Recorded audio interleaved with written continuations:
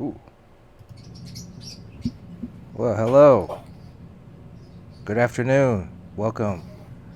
My name is Bernard Chang, comic book artist, designer. We're going to be doing another sketch stream today. Let me see if I can. We're kind of flying through the galaxy a little bit. Might make a pit stop every now and then on a space station. Um, Let me see if I can patch in my co-host, Mr. Sean Chen. Mr. Sean Chen, are you there? Hello? Can you hear me? Oh, can, Can you, can we hear Mr. Chen? Wait, let me see. Hold on. I think we're having some systems malfunction here. hello? Oh, Mr. Chen? Can, Is that you? hey, can you hear me? Oh, I see my pulsing icon. There we go. All right. Cool. Can everybody hear Sean? Hello, can you hear me? I think we've finally done it. For the first time, everyone can hear my voice. Everyone is now all hot and bothered by Mr. Sean Chen's voice. Right. And they realize, wow, Sean is an old guy. We have reached Hello,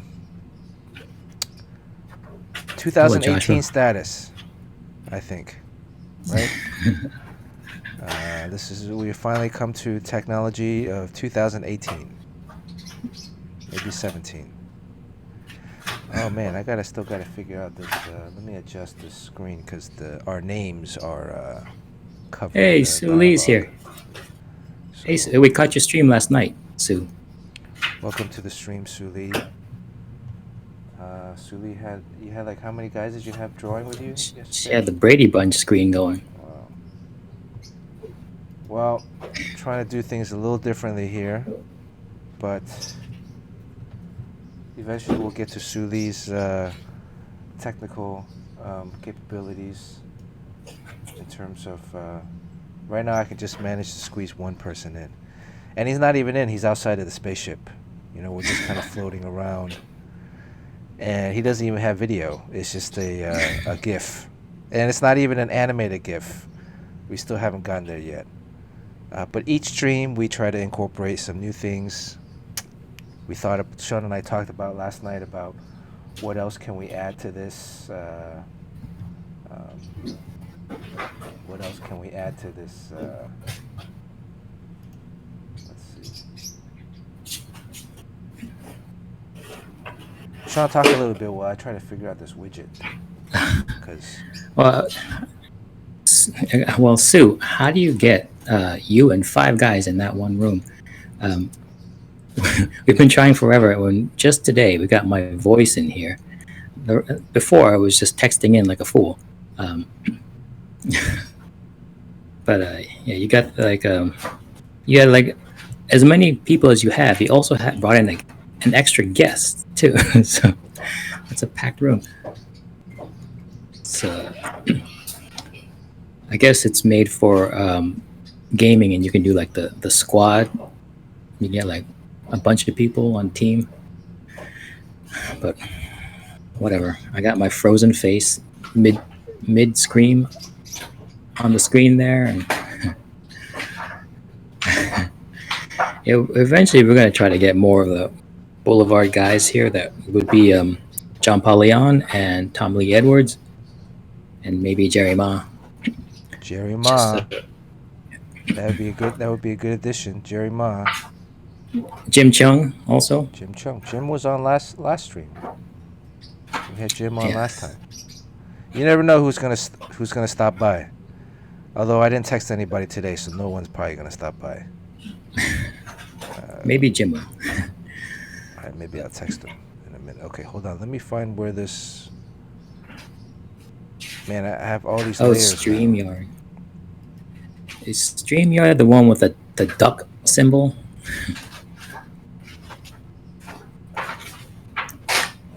Okay. But I guess if we use StreamYard, we wouldn't have this cool overlay that Bernard made of the X-Wing fighter. Yeah, because we can get. Uh-oh, what's happening? Right? You see that? And then, uh-oh. That's if something bad happens. Is that the red alert? That's my red alert. That's we're when we come across the wheel. or we're You approaching know, the Death Star. once we approach the Death Star, right? That means red alert, red alert, and we have Yeah. come to a complete standstill. But we're still trapped. Which the Death Star wheel is keeping pace with us today. All right, let me get rid of this red alert thing. All hands, battle stations. Is the music working? I can't hear it. No. All right, I should. No music. Uh,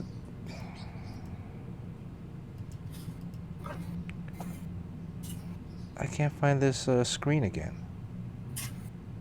The one that shows. Is this it right here? No, that's your picture. What do you mean the wheel is your nemesis? Who said that? Mr. Crispy Joshua? Papa says. Yeah, Crispy Papa Crispy hasn't Papa. won. He had like 7. Oh, he hasn't won yet. Well, he ended up, the guy that won last time ended up trading. He was nice enough to trade the Wonder Woman sketch. I made him an offer, Megatron for Wonder Woman, and he took it. And next year's second and third round pick with cash considerations. But Crispy Papa has like the most slices ever, and he's still unable to win. Hey Sean, you think we're ready to come to a standstill? We're okay with this area, this parsec of space? I think we're safe. Maybe we can stop right here sometime. All right, let's stop. All right, we've come to a standstill. Well, I need to crop this space a little bit better. You see that space is coming over. All right. Oh, what's that? What's that artwork? Shazam. Shazam cover. Yeah. Are you allowed to show it? No, I'm not. I just had it for placement in case. That's cool. Let's see. This was yesterday's last stream sketch. Wonder Woman. Let me. Oh, that's not it. Just give me one more second. Let me try to figure this out. I just had it up earlier. And this was Sean's Weapon X sketch from before. This is a pretty cool sketch here. That's on its way to its new owner. You already sent it out? I did. It wasn't the guy in Senegal, right? It wasn't the Senegal guy. This guy's actually only in like 40 minutes away from me. Oh shit! Did you use my address instead? I did not. See, this was the old X-wing. Let's do a comparison. This was the previous X-wing cockpit, and this is the new one. The new one has like 8% more screen space towards the bottom. I think it's a little bit better. I still need to do some Oh, here it is. Browser source. All right. Sorry, folks. All right. Here we go. There, I took away the names to our little speech icons. So now when we talk, our buttons light up, but you don't see the name because the names were like covering the monitor with the chat box. So, welcome everybody. Crispy Papa, Mr. Joshua, Sue Lee, welcome to the stream. Jay Dang, welcome back. Who else we got here? Anybody new? What are we gonna give away today? First of all, let's give a preview. I think this one, we'll give this away. This one, Boulevard Sketchbook number 3. Should we give away Boulevard Sketchbook number 3 or Boulevard Sketchbook number 1? Number 1's on eBay for like $75. Yeah, not on number 1. How about a number 1? All right, here's a number 1. Here's a number one. This is kind of dusty. Somebody's trying to sell this on eBay for $75, so you can come here and get it for free. Well, it's not mint though. There's some creases on the. So how would you grade this? Ooh, it's kind of dusty. This is probably an 8.3. Ooh, it's kind of wet back here. Maybe I'll swap it out. This one I'll use as a demo. We got John Paul Leon. This is Trevor Goring. Forgot to mention Trevor last time. Our 5th member. Trevor is like, who's the guy in the Beatles that, Ringo Starr. yeah. Trevor has a very thick, is it a Hackney accent? Or it's a British accent, but what is the area specific? Cockney? Well, he mumbles. Trevor's a very funny guy. Love Trevor. It's just very hard to understand him sometimes.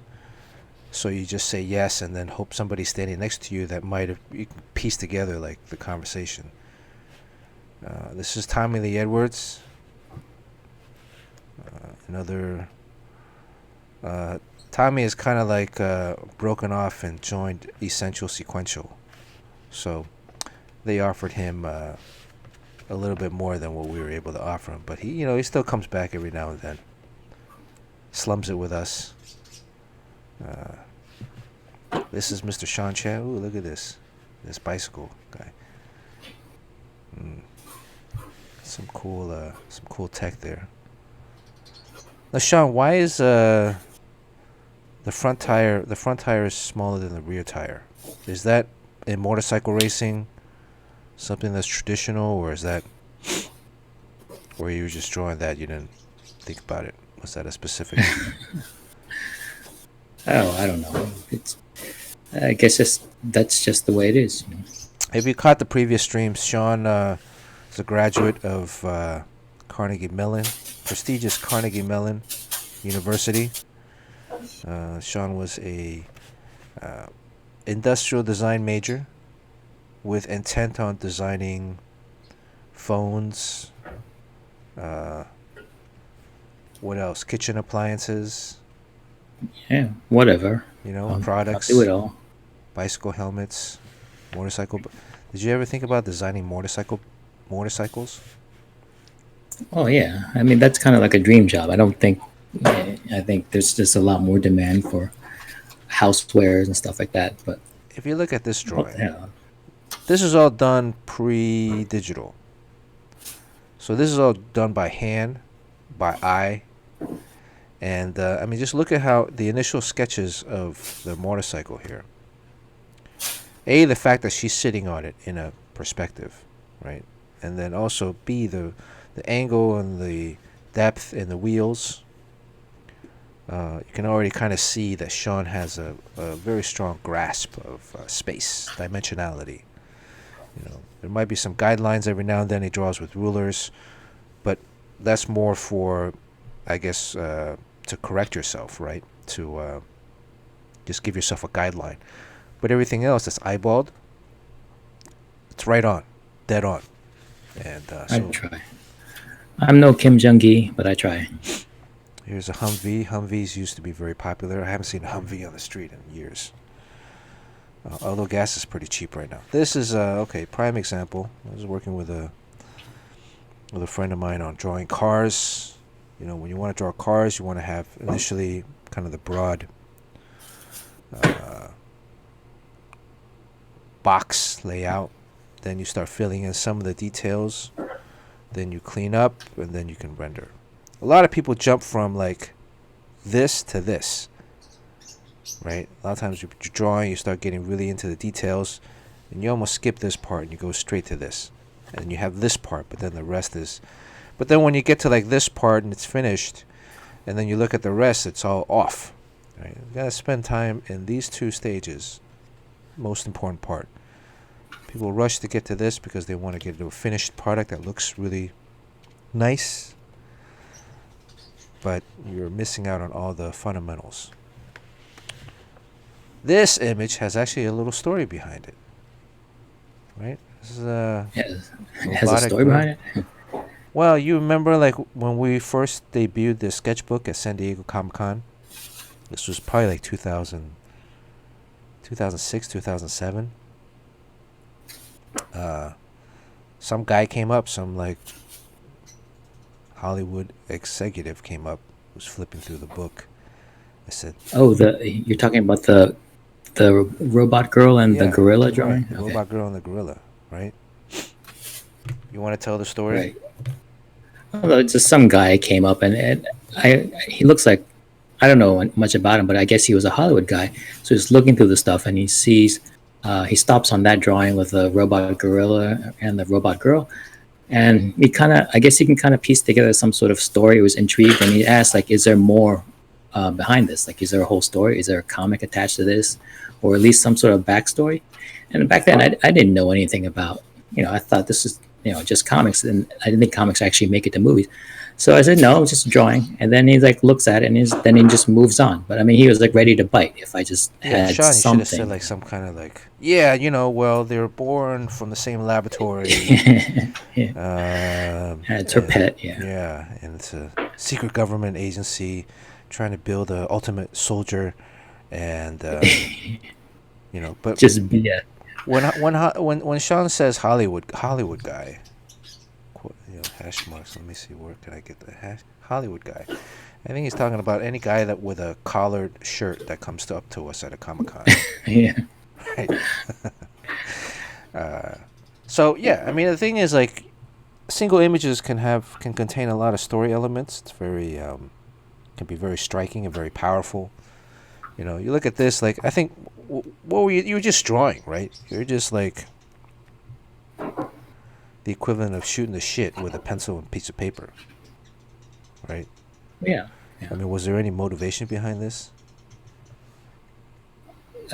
It was that was a real gorilla and a real girl at some point, but then I just thought it'd be cool to just turn their skin into robot stuff. Robot stuff, yeah. And even here, Yeah, like you look at like her left arm, some of it is exposed, and you see wiring, and there's even rivets or divots that you can believe that like a thing like latches onto her arm. Um, and this is also, I mean, pre Ex Machina. This is like I just saw Ex Machina last night or the night before. Like caught a piece of it, and yeah, I how saw it too. some of her arm is like translucent. Right. Some body parts are solid, but then some, like the arms and the legs, are translucent, so you can see through it. And you can see like the wiring and the bone inside, with the metal bone. This is a precursor. This is like 10 years before that, at least. So, you can I even guess down here, it, yeah, on the hip, it could have been a movie, right? and you can see how like, you had drawn the line for the hip to extend over, but it didn't. So that there is some transparency behind it. Right. So who knows? I mean, maybe the guy that worked on the book, worked on the movie, had a copy of this, and this inspired it. I think I'm going to run with that story that Sean inspired Ex Machina. Right. I want credit. I want money. Well, in actuality, Sean also the Electra movie with Jennifer Gardner, with the opening sequence is completely ripped off from one of your Electra comic books, right? Yeah, they took that story and made the opening sequence out of it. And they used the comic as storyboards. So that's my big claim to fame. Unfortunately, that's the most forgettable early early Marvel superhero movie. movie. You didn't, but they didn't give you credit for it either. No. I don't know about this phone, but Hey, that phone back then, that's state of the art. this was pre-iPhone. That's phone of the future, yeah. I think this was pre-iPhone, 2006. iPhone was like 2008, maybe. Yeah, this was like a meter thing. Star Trek. Like I was just thinking last night while I was on the toilet, like Star Trek really came up with a lot of stuff that we have now. Like communicators, the need to take communicators with you all the time. Mighty Knight 222, welcome to the stream. Hello, Mighty Knight. My name's Bernard. This is I keep forgetting. It's always the opposite. That's my buddy Sean. We're hanging on to the wing of a X-wing fighter. modified X-Wing fighter. Right now we're going through the Boulevard Sketchbook number 1. We're going to be giving this away midstream today, some point. Dang, I don't even have one of those. You don't even have one of these? All right, Sean, well, you got a slice. You can try to win it. Here's some character designs. This is Cyclops. This is one of the mid-2000 versions of the X-Men. Here's some Solar. You always like Solar Man of the Atom. There's an Electra piece. Well, I drew pretty well back then. I don't know what happened to me. Look at this Nightcrawler. This is a nice Nightcrawler. Oh, you see that Electra there? Yeah. Actually, one of the I was looking through Electra reference and I saw a statue. I'm not sure who put it out. Maybe like whoever put a Sideshow collectible or something. They have a statue in that pose. Just like this? Yeah. Let me look it up. Maybe I'll bring it up. Yeah, I want my money. Please give me a damn statue. Electra statue? Yeah, it was name for like maybe about 15 years ago. So 1995. Oh, let's see. I think I'm a pretty good internet sleuth. But I don't know if I can juggle internet sleuthing detective work. Well, you should draw for the people. I mean, they want to see you draw. Let's see, 2000. You think it's Sideshow? I don't think it's. I don't know who it was from, but it might be. How long? Or maybe some how long Chinese ago did company. you do this? Maybe. How long ago did you do this? I don't know. When I drew Electra, I did that. So I drew Electra after Wolverine, I think. You know, back in the day, I mean, Google image search is pretty good right now. I mean, back in the day, I used to use Flickr a lot. You know, hashtag Flickr. I mean, I would look up particular names in Flickr. But now hashtags are very popular. So hashtags is a good, you know, you can go look up Instagram.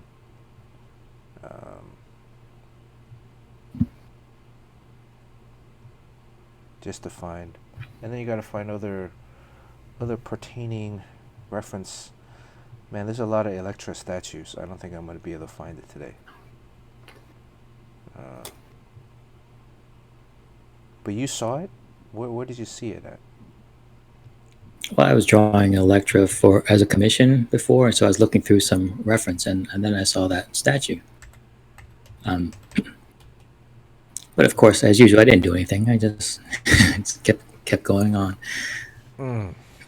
Mighty Knight, where are you beaming in from? Oh, he's a Spider-Man Doc Ock.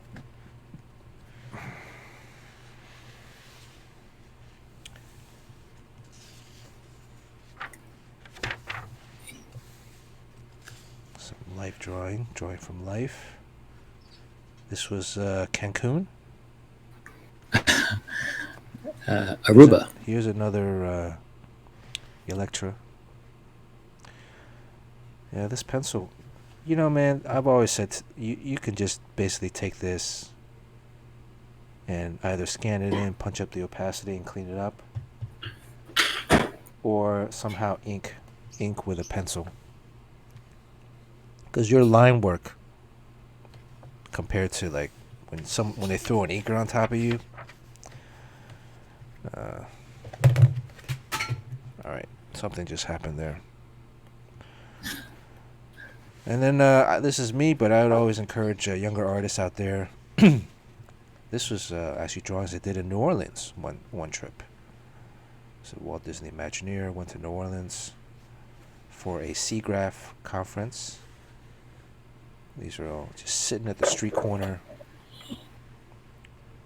This was actually the LA Public Library. But, you know, sitting there and just drawing what you see. It's not perfect drawing, but life study, drawing from life, analyzing. And then you're able to come up with, this was for a video game, environment. This was a saloon, the Golden Horseshoe. This was actually designed for a video game, but similar to animation. Before you do anything, you have to design the space. This is a beat-up Golden Horseshoe Saloon. Golden Horseshoe actually exists in Disney World, Disneyland, but there's different variations of it in each park. Disney World is much bigger than Disneyland. But also, you take combination of different things, doing research on other old Wild West architecture, buildings. This wanted to make it into a corner block location, so that you have entrance ways on both sides. You have gameplay both areas. This is also a multi-level, so there's a second level. So when you come in, there's the Grand Saloon, a couple card tables, people playing cards, but the tables are all beat up. A piano, a bar, chairs, debris, stairway up to a second level. The second level, which is the patio balcony up here, but also in theory that this would extend further back and there would be guest rooms in the back. All right. I guess we should have said maybe think about what you guys want to see today. Sean, do you have an idea of what you want to see today? I want to see you draw. And sometimes, like, if you're in a figure drawing class and you get bored of drawing like nudes with a model, you get bored of drawing. You can always draw like the dude sitting next to you that's drawing. Oh yes, of course. And this is also, like, I would encourage, again, young artists, don't just draw the person or the figure. Incorporate all of these. Like, here's the bench stool and the paper, and then there's another hint of a figure in the background. So you're saying that there was a naked woman up on the stand, and then you drew the guy to your right? Yeah, I got bored. So Okay. Sometimes it's like a long pose. If you're in a figure drawing workshop or class, it's like maybe like a 45-minute pose. Sometimes it's just like a painting figure drawing workshop. So it's the same pose for, an extended period of time. I'd move from place to place in the studio to get a different angle. But then you're like, well, it's been the same pose. But here's another example of drawing the background. So, Crispy, is there anything, any figure that you wanna draw? You wanna see drawn? There's a Namor. I think this is one of the earliest ones that I did you can't see it here, but this is like a coffee wash. The coffee wash. Yeah, so, Dr. Doom. All right. Okay, so this we're going to give away. We're at the half-hour mark right now. Let me write down all the people that are here. This is Crispy's. I don't want to damage it. I'll put it in the mail later. Well, I can't go in the mail today. I already missed the deadline. So there's only limited post offices open on Saturdays. And they all close at 3:30 my time. I have a mirror. This one I've started. I guess this was a previous convention sketch. Let's see. Let me write down. Can we see who is... let's do a... Hey, Wai's here. Wei. Ni hao. How are you doing, Wei? Wei, you can say hello to Sean. We got Sean's voice. Hey, Wai. We have somehow... You can hear me for the first time. Yes. All right, so who's here? Let's see. Mighty Knight, first person. Mighty, make sure you hit that follow button. Crispy Papa, of course. Wei. It's actually Wei. But Wei is Cantonese. Why is Cantonese? So it might be Wei. Next time we patch in Jim Chung. He speaks Cantonese. Let's see who else. Who else is here? Oh, Sue. Sue's here. Sue gets a chance to win if she wants. Does he speak Cantonese with a British accent? That's a good question. I mean, what is Cantonese? There's, I guess. I don't know. What is Cantonese without a British accent? Who else is here? Jay Dang? Is there a way on my there's 9 viewers. Is there a way on my Twitch stream, stream manager to see the list of people that's on? Anybody know? Sue? Sue, do you, when you're streaming, this is a good question from a beginning streamer to an expert veteran streamer. When you're streaming, are you watching the OBS? Are you watching the stream manager? Or do you have just the regular browser up of the stream? Because right now I'm like, this is the first time I'm watching the stream manager screen on the browser. In the past, I've been watching the actual live stream, but it's delayed. But I don't know if that makes any sense.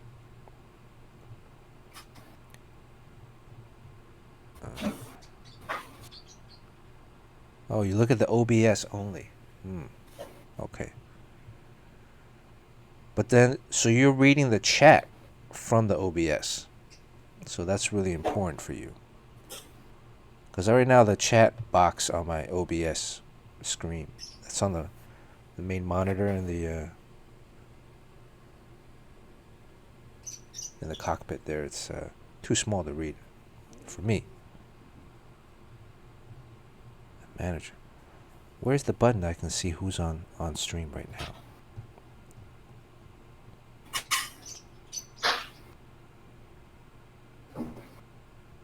Well, I guess that's it. I'm just gonna leave these people down. Who's the guy? There was a guy earlier. Was that Mighty? Was the new guy? Okay. Streamlabs OBS. Oh. Yeah, I'm on regular OBS, whatever, OBS Studio. Alright, Sean, have you figured out what we're going to draw today? I think Joshua had a request from his son. Oh, what does Luke want? That's good. Better be a good one, too, though. Original G.I. Joe? Original G.I. Joe, you mean like Duke?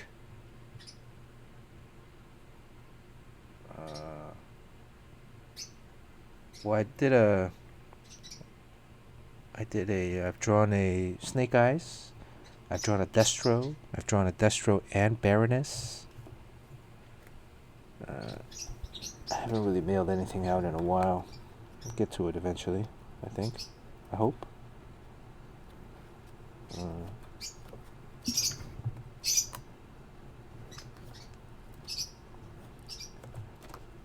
Which G.I. Joe? Here we go. I mean, how many G.I. Joes are there? There's like 100, right? This was a Red Hood. See, now my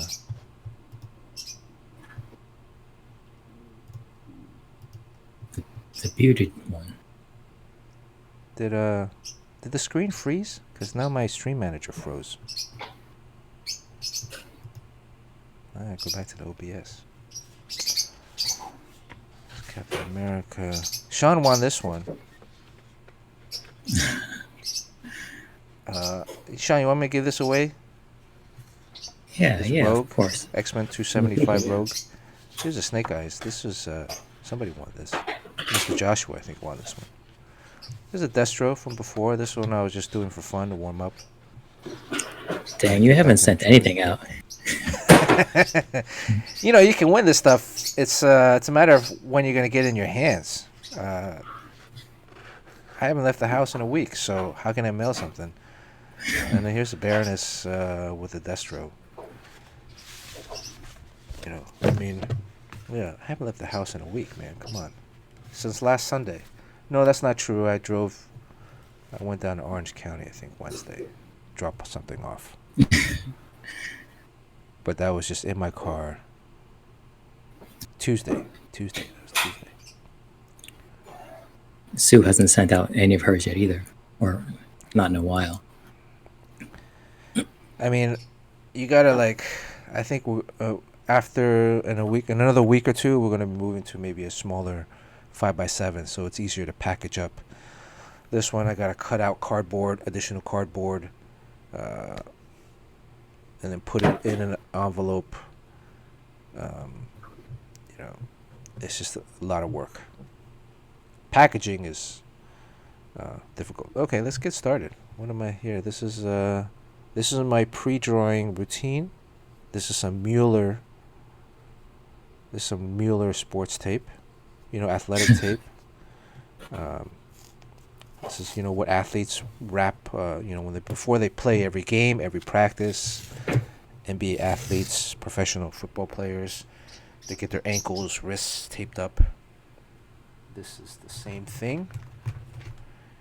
And I usually make, I don't do it on my drawing board, I do it on the edge of the table, but I'm just showing you guys my regular routine here. If you can hear the chirping in the background, I live in a zoo. I got 2 birds. Hey, Crispy's here.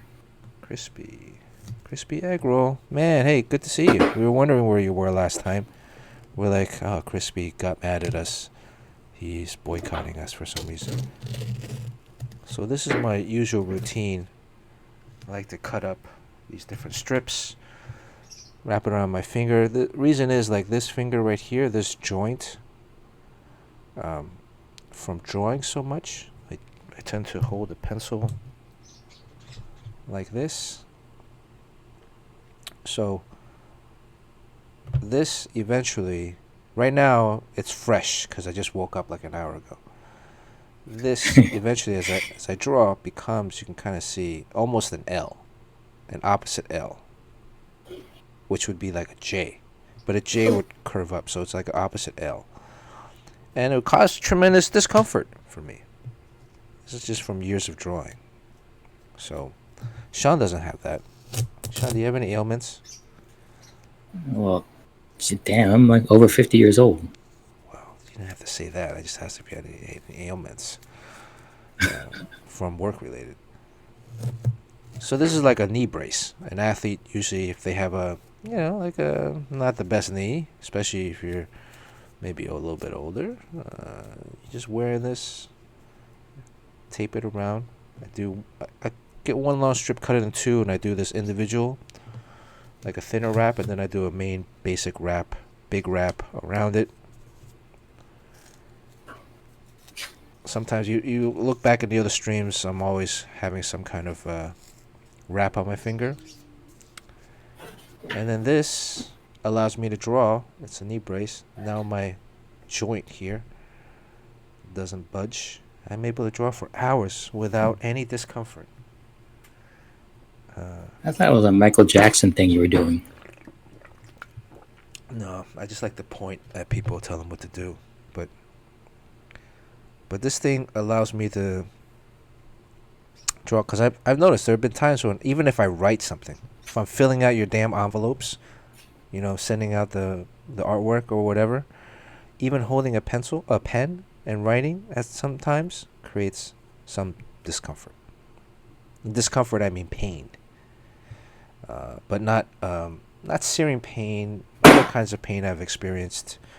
I had both knees, tore my ACL on both knees, had those replaced. Head pain, migraines, that's very painful. And heart pain, that's even more, but that's different. Yoji, welcome Yoji. Hey man, can you hear Sean? Yeah. How long has yeah, hey Yoji. on? These guys know now only to sign on at the 30-minute mark, because then we write these guys' names down.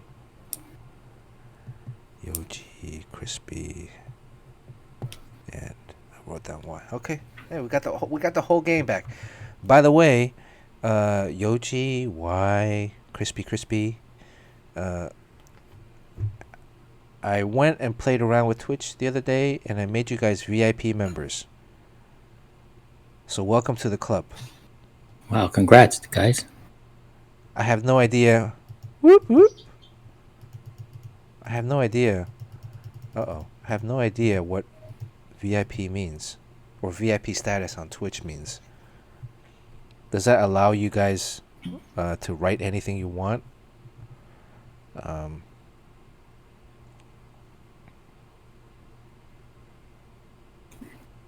I'm a mod, so I don't know what that means either. Yeah, I mean, do you guys want to be mods?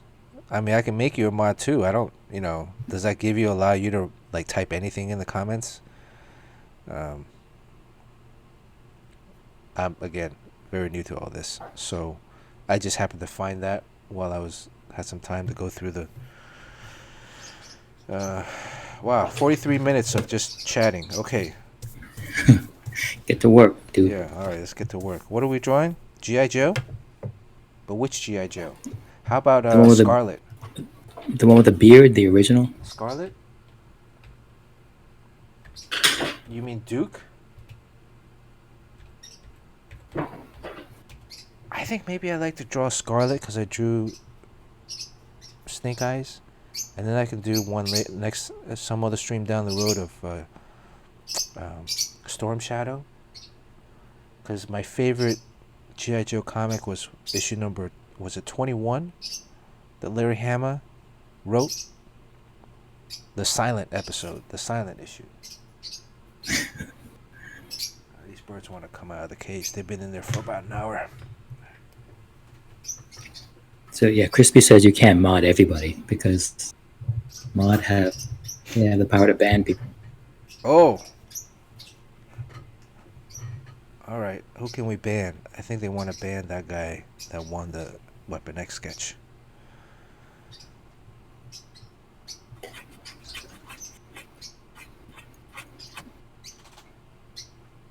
Okay. Yoji, you tell me who not to mod.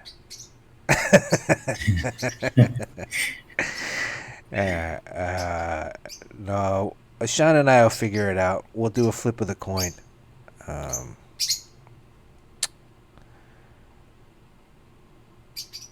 Storm Shadow redeemed himself, and that got him killed, became part of Serpentor. Oh, really? Storm Shadow is part of Serpentor? I never knew that. By that time, I stopped. I think I was in junior high, and like G.I. Joes were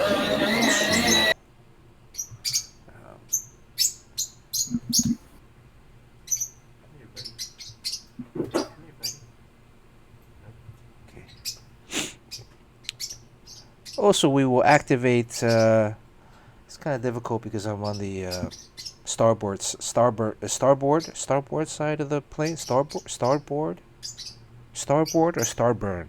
Starboard. Port side is left. I always remember that because it's only 4 letters, and left is only 4 letters. But starboard. Starboard, Sean? Yeah, starboard. Starboard side. So if they Starburst? If they land on my shoulders, both of them, everyone gets a print that's online. If they poop on me, that's good luck. Would anybody wins anything? I don't know. I'm a winner. So Serpentor was created using the Yoji says Serpentor was created using the DNA of the world's greatest warriors.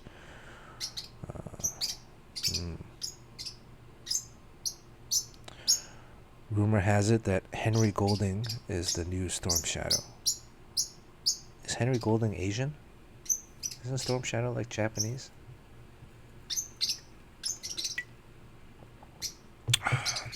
Or is that the guy that was in Crazy Rich Asians?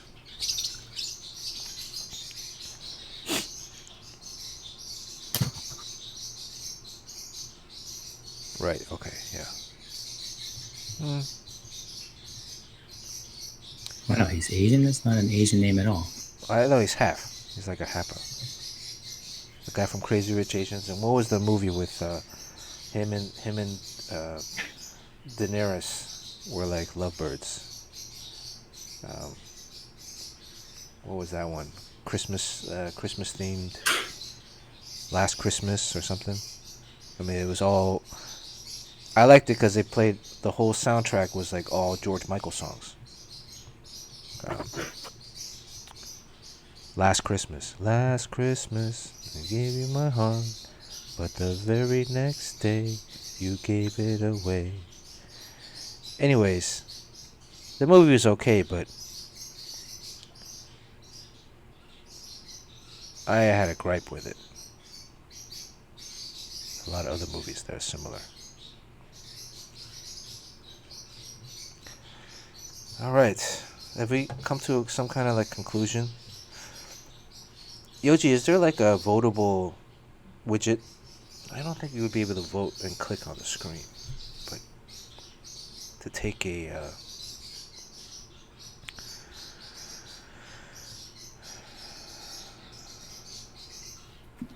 maybe to take well, cause like yeah, I mean, so Always Be My Maybe was a little different than Last Christmas. I'm just gonna spoil Last Christmas. Sean, have you seen Last Christmas with Daenerys? I have not. Nope. Are you gonna watch it? Nope. Is anybody here gonna watch it? It's on HBO right now or something. I mean, there's like a spoiler at the end, but the whole spoiler thing is what I have a problem with. Although it's part of the story, it's just it kind of sucks. Oh, thank you. Okay. Power to use polls. Crispy, thank you. If I click on this link, is something gonna happen? Oh, I just got a virus.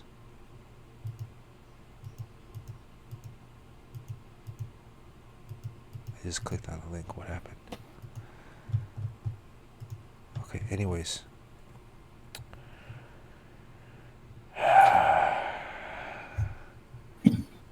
Crispy is Jim Lee's mod. Yeah. You can give all the secrets to us. You know, So is what kind of Yoji. person he is. Oh yeah.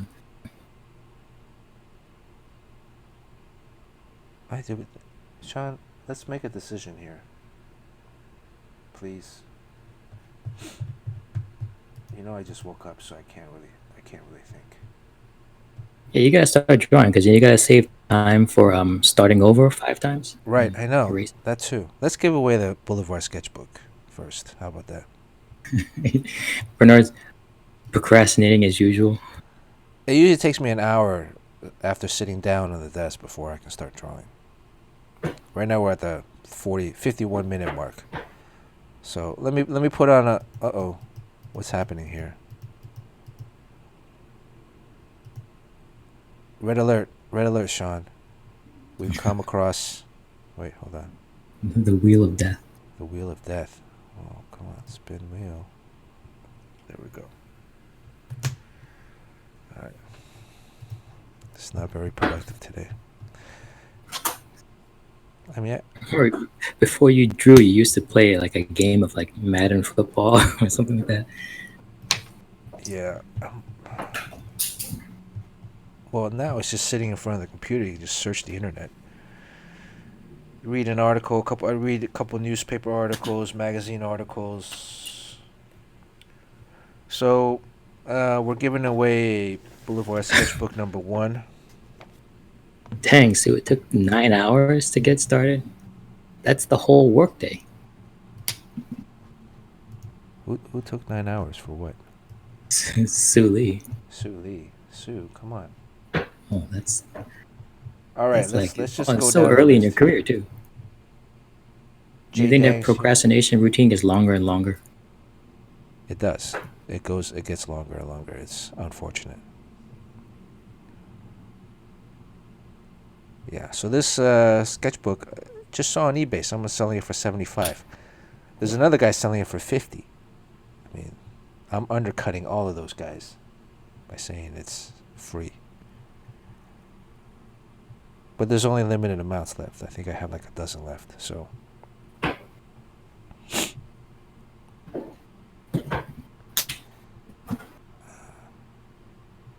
why? Wait, which one did you win? You don't want it? You already have it? Man, Way's giving away shit that he already won. What is this, number 4 right here? This one? This was the one that you got? I mean, these are all sold out. I just happen to have some saved up.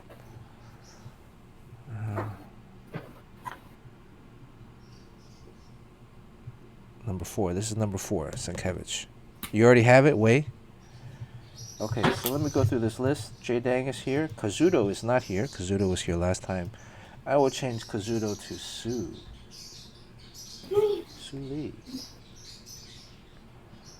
Alright, Su Lee, you have a chance to win. 2 Woke is not here. George. George is not here. Is George here? Who is Jim? Oh, Jim Chung. Jim Chung's not here. Su Lee.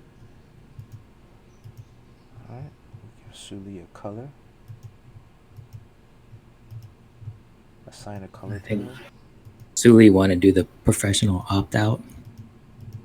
Su Lee's opting out? She's just being nice. I think she doesn't want you to get her address.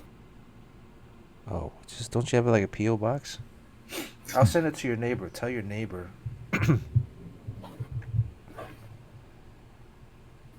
Alright, Suli, if you win, you can give it to someone. Who's the other new guy today? What was his name?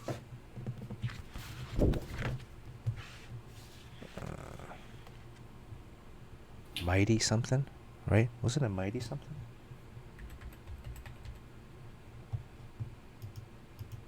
I hope Mighty's still here. Alright, let's update this.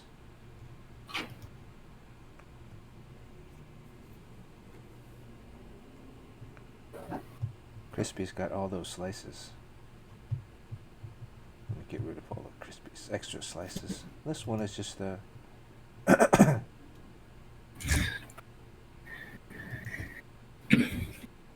I've been to Sue's place.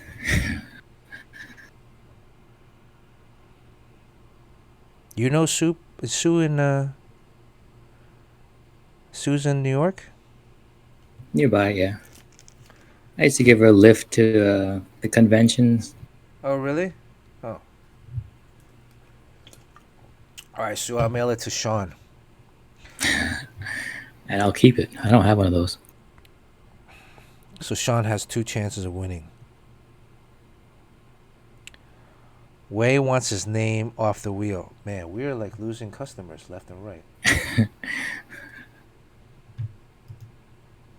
Send them Wei's telling me he doesn't really want to be on he doesn't want to win anything. Okay, so well, because Wei, last time you won, you weren't here, but we still gave it to you because you went to watch TV with the wife or eat food, right? How dare you? Yeah, eating food is okay because it's an essential, but watching TV with the wife, I think we came to say that was okay too because happy wife, happy life. All right, well, how are we doing with this? Oh, the wheel sizes are too big too.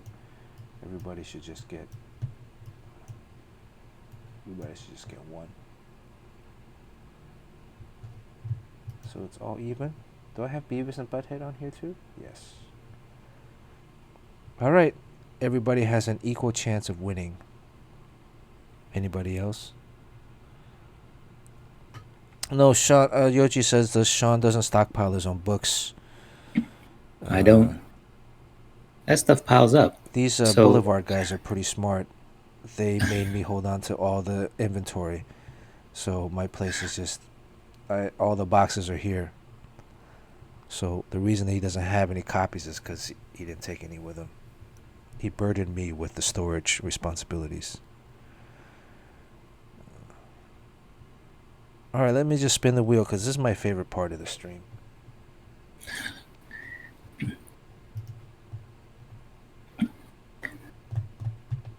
If I could, I would just do a spin wheel the whole stream. Just give away shit. No drawing, just spinning that wheel. Just spinning the wheel, just giving away, hey, look, I found this used Micron pen. All right, who wants to win this used Micron pen? Slightly used. It's 01. I mean, the nib you can still see. It's still pretty good. It's still usable. You still got like about a few hours drawing left on this. Who wants to win this? Exactly. I'm decluttering my studio. Look at this. Look at all this junk I have lying around. All right, who wants to win this art easel? Here's this art easel, very rarely used, only for display at San Diego. Who wants that? I think you're giving away a lot of stuff, not knowing how much of a pain it is to package it up and ship it out. Because you haven't done that yet. I know. Well, I've shipped some out.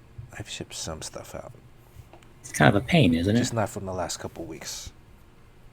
It is. Okay, who wants this? Who wants this empty sriracha bottle that has some bird seeds in it left? See, I like to repurpose plastics. Okay, let's just spin the wheel so I can start drawing. Yes. Get to the drawing. All right, spin wheel.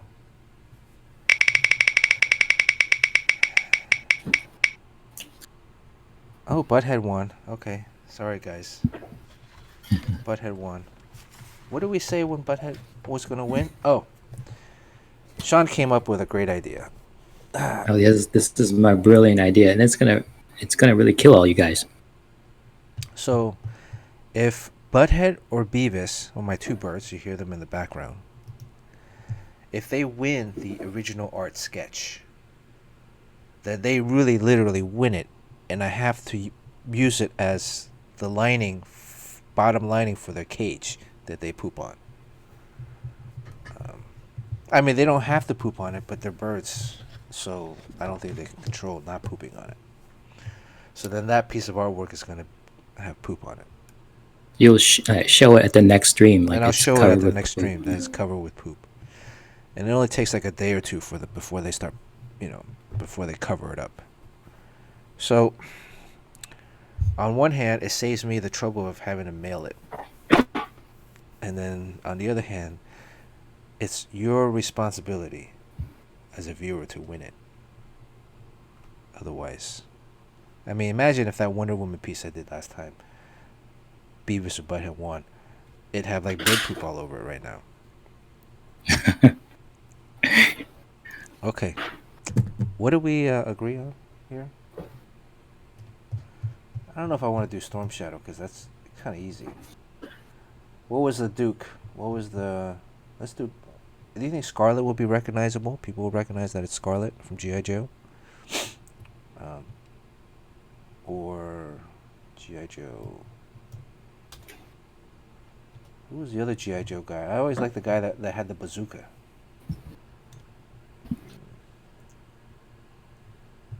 Bazooka Joe. Was it Bazooka Joe? No, Bazooka Joe was a bubble gum. Bubblegum.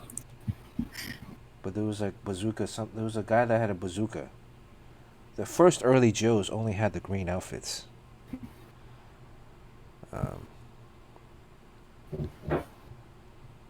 Yoji, what do you think? Which G.I. Joe would you like to see? Bazooka. I mean, Bazooka had the beard, right? Didn't he have like a beard? Like Duke, you wouldn't really be able to tell Duke. Scarlett at least has a pretty unique hairstyle and outfit. Let's just do Scarlett, alright? Let's just make an executive decision. I mean, I would say Destro because he's one of my favorite, but I've already drawn him a couple times. Let's do Scarlett. Mr. Chen, do you have...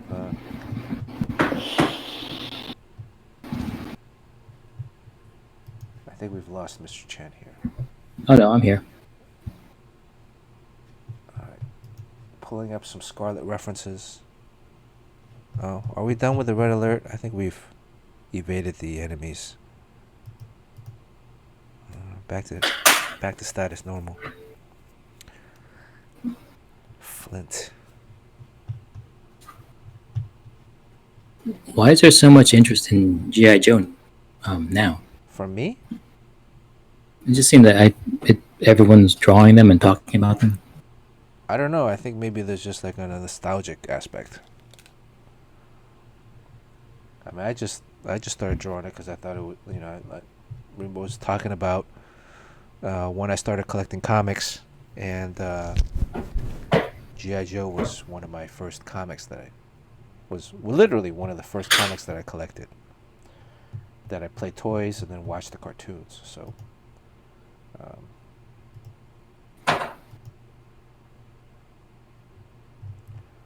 let's just do Scarlett. Her hairstyle's not very conducive to battle. Well, it is in a bun, so let me see. What would be a good Scarlett pose? 1 hour mark. I've already done the behind the back. And I did the... Okay, I got one. All right.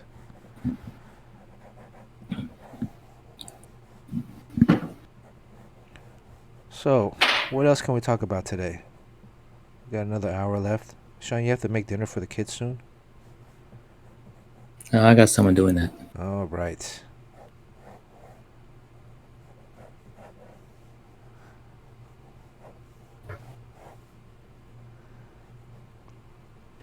So, this is the hardest part of the drawing, or the failure rate is fairly high. Do you have you set up streaming protocols for your kids? Like, do not come down during this time. Oh, they're all here. No video game. They're there in the background? Yeah. What's up, Eloise, Travis? What's up, Eloise? Say hi to everyone. Hi. Hello, how are you doing?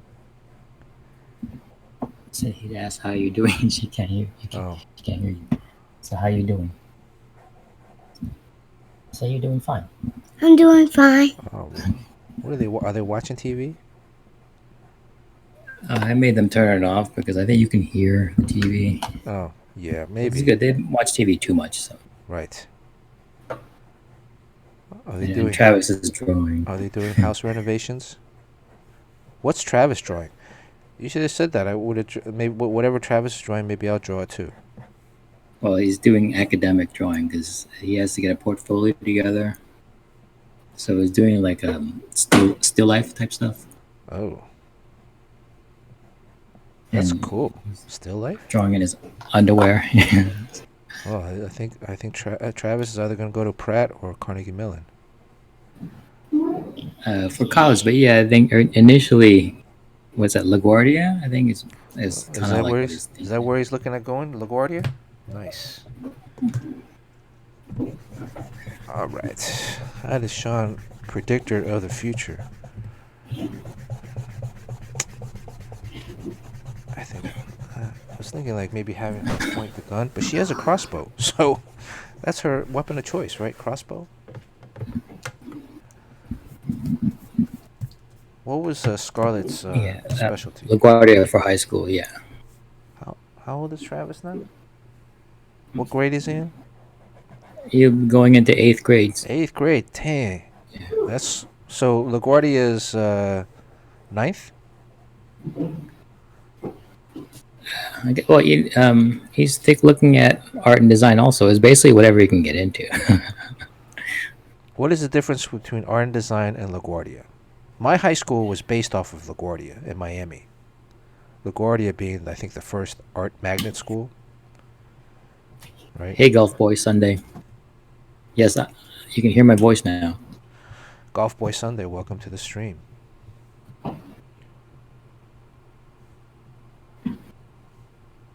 Golf Boy Sunday, but Twitch viewer Saturday.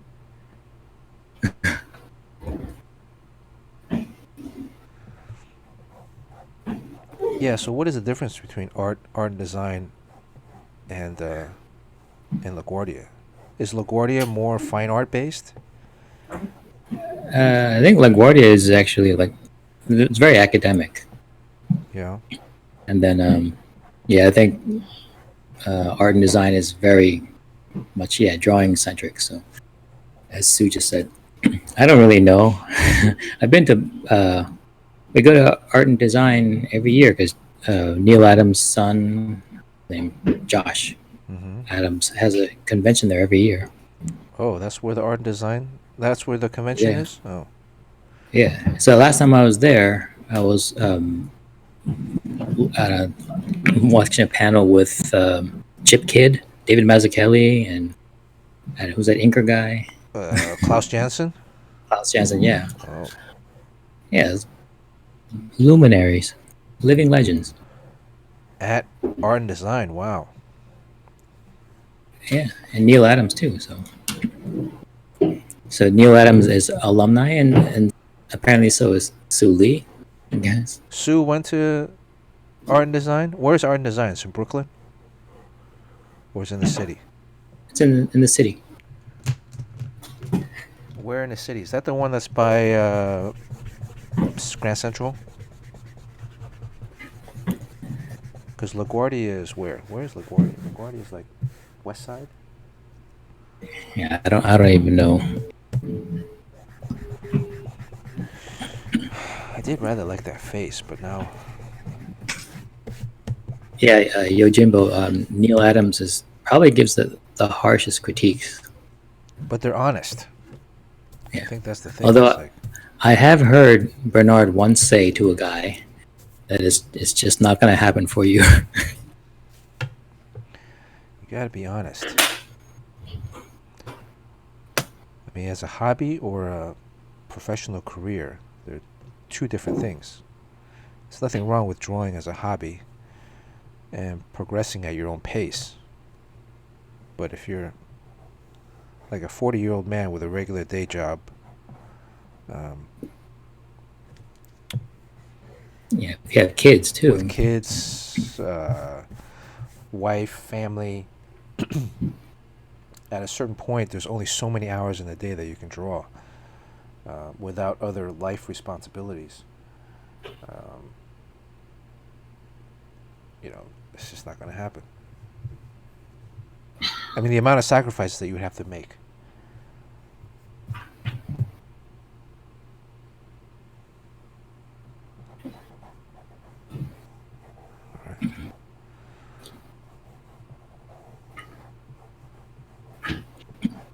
Yeah, Neil Adams used to make people cry.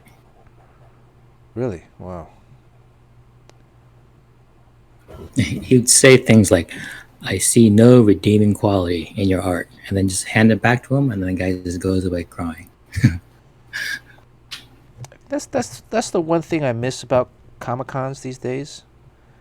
Is that I remember when we first started. When we first started as amateurs, trying to get work, and then B, when we first became professionals and we were attending comic book conventions. Um, there would be a lot more people bringing up portfolios, and nowadays you hardly see that. A, I think the system has changed, but B, just the system in terms of how companies look at review new artists have changed. Um, at least the major companies, Marvel, DC. Um, but it's also changed for the artists. You could guarantee that you're gonna everywhere you go in New York Comic Con or San Diego, you would see guys or artists, guys and gals. Uh, back then, mostly guys. Now, I would say much more balanced um, representation with these large black portfolios. And here again, I'm breaking my own rule of getting too detailed because I might end up erasing this again. Um, and you don't see that anymore. People with portfolios. I mean, the artists that do come by, some might have portfolios, but some will have it on their iPads. And I think it's okay on the iPad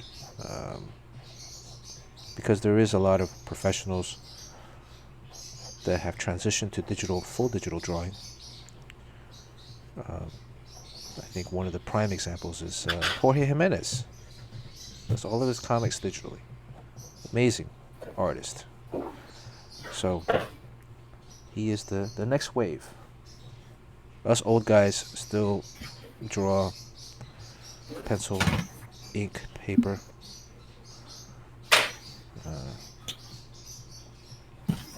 But we would always give anybody that came over to our table or booth, we'd always try to accommodate and give portfolio reviews.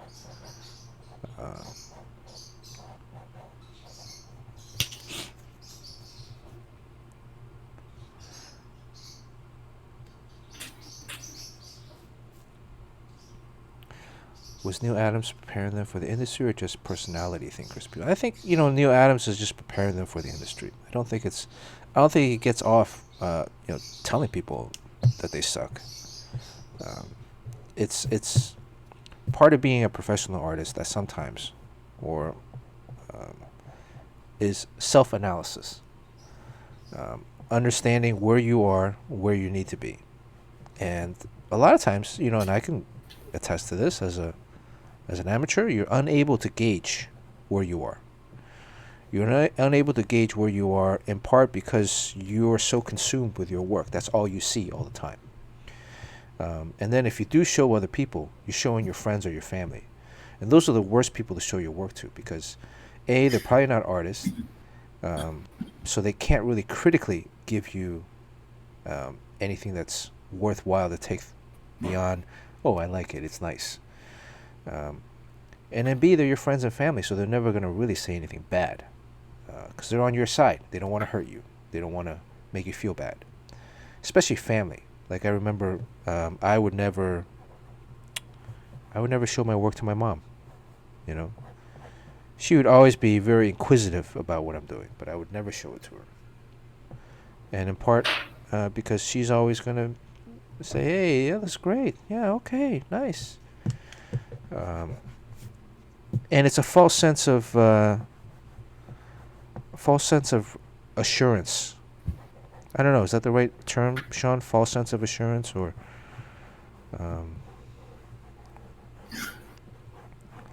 false sense of where you are in terms of as an artist.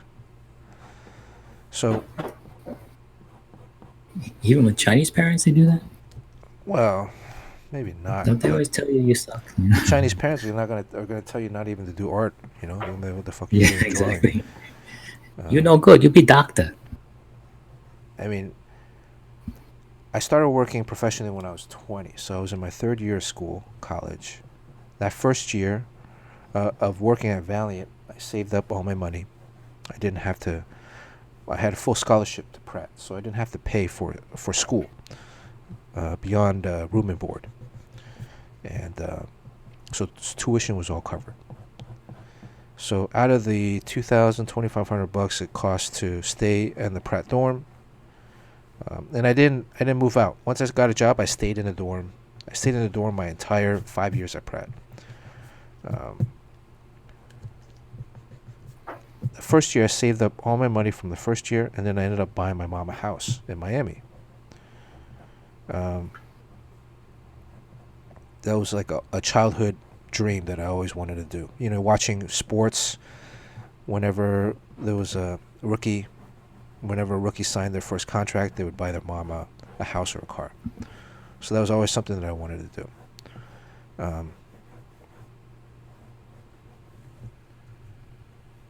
Shit, I just lost my train of thought. What were we talking about before?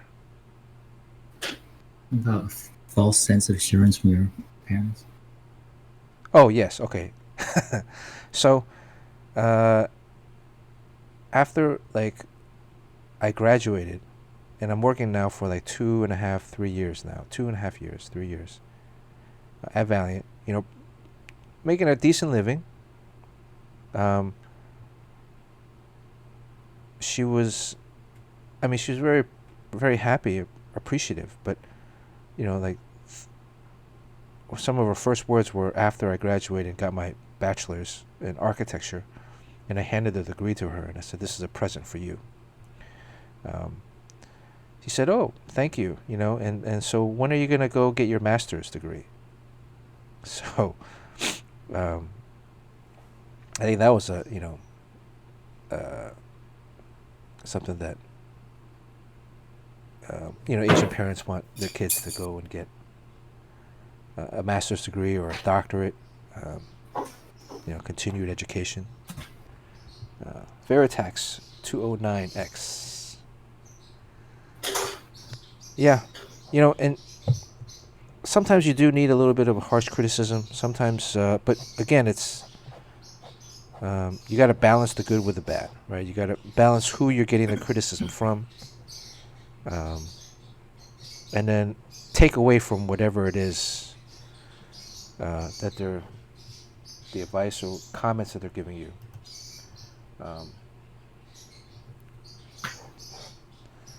And then move forward. And how can you take that advice and incorporate that into your line of work?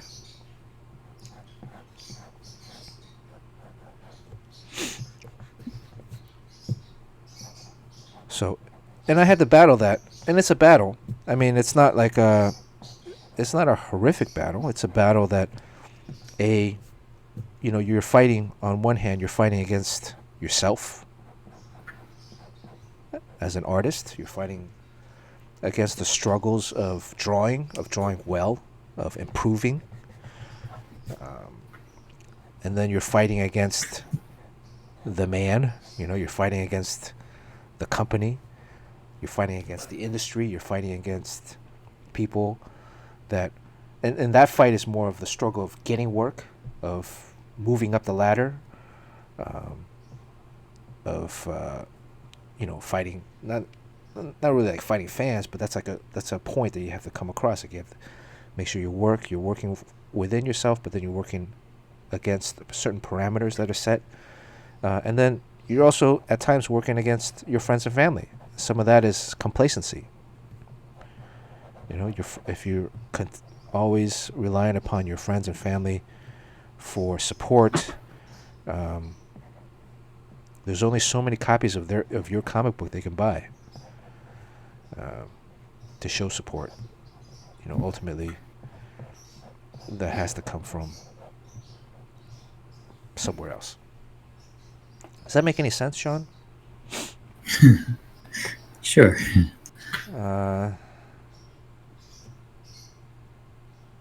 But I love my mom. I mean, part of the thing is when I say you're fighting against them, they just want your parents just want you to be comfortable, successful. So they don't want you to struggle. And everybody's assumption of the artist lifestyle is that there is struggle. And there is. I mean, even right now, during the coronavirus quarantine, there's constant struggle. There's constant uncertainty. Even before the coronavirus quarantine, there's struggle, right? As a freelance, most artists are freelance. Where's the next gig going to come from? How long is that going to last? Even though I'm working on a new book, how well will it be received? How are the scripts coming in? How are the colors? How is my work turning out? Are the editors, executives understanding what I'm trying to do? There's a constant struggle.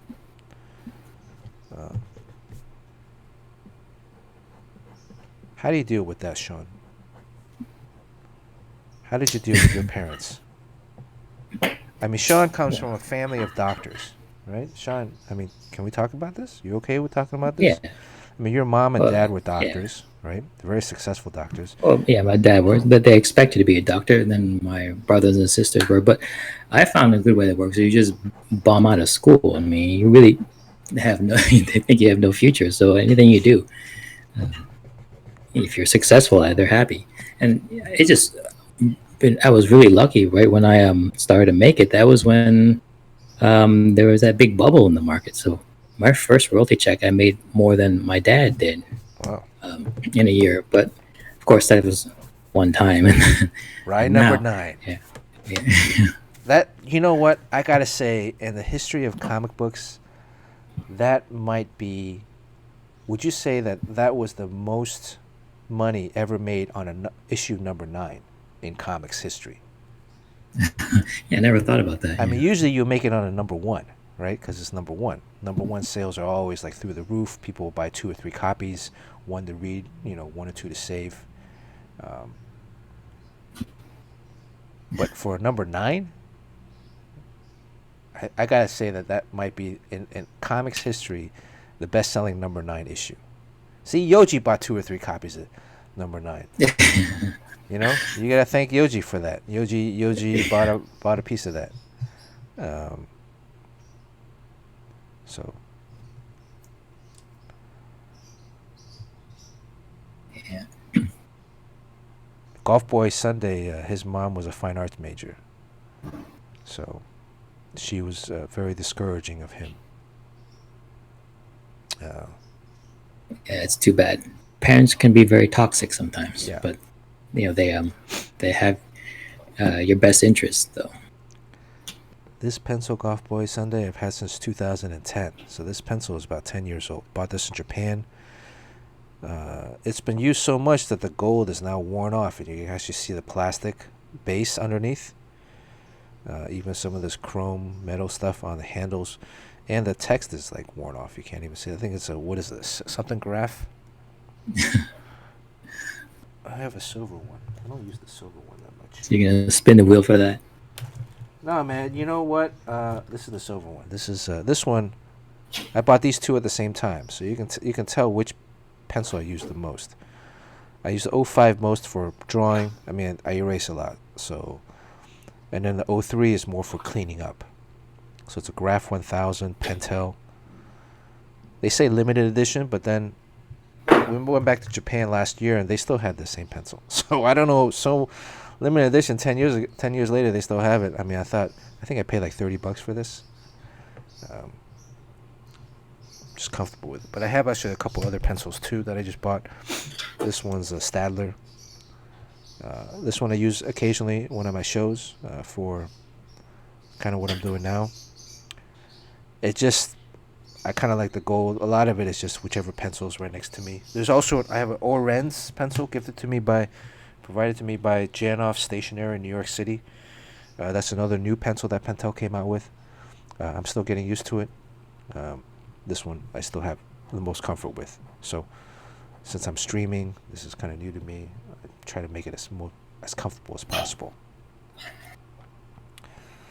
That's some crazy story Yoji's telling about his art teacher. Yeah, so Yoji, high school How art did teacher. he make was sure you toxic. didn't? Yeah. What was that? He made sure he couldn't get into art school. Yeah, how did he do that? His drawings, comics was a waste of talent. That you'd be a starving artist is better. Oh, he failed you for drawing comics instead of academic stuff? Or doing fine arts. He wanted to push you to fine art. I mean, my art high school we mentioned earlier, it's called New World School of the Arts in Miami. It was based off of LaGuardia in New York City. Actually, they brought down the provost from LaGuardia to be the provost at New World when they first started. And LaGuardia is best known for, that TV show movie called Fame. Fame, I want to live forever. I want to learn how to paint. Whatever, right? So, how's my singing, by the way? Did you know when I was in elementary school, 5th grade, they had this, one day they had this secret, well, not secret, but they had like these, like 2 or 3 people show up in our elementary school. And they're like, who here likes to sing? And I'm like, I like to sing. So they brought us into a different room with a guy playing the piano and say, okay, well, sing this. So there'd be a bunch of kids waiting in line, and I got my turn. I said, sing this. So I sang it. And they're like, okay, thank you very much. and then went back to her classroom, and it was like, oh, whatever. That was kind of weird. And then like another week or so later, they came back and they said they had a list like, okay, well, Bernard, can you come to us in this other room?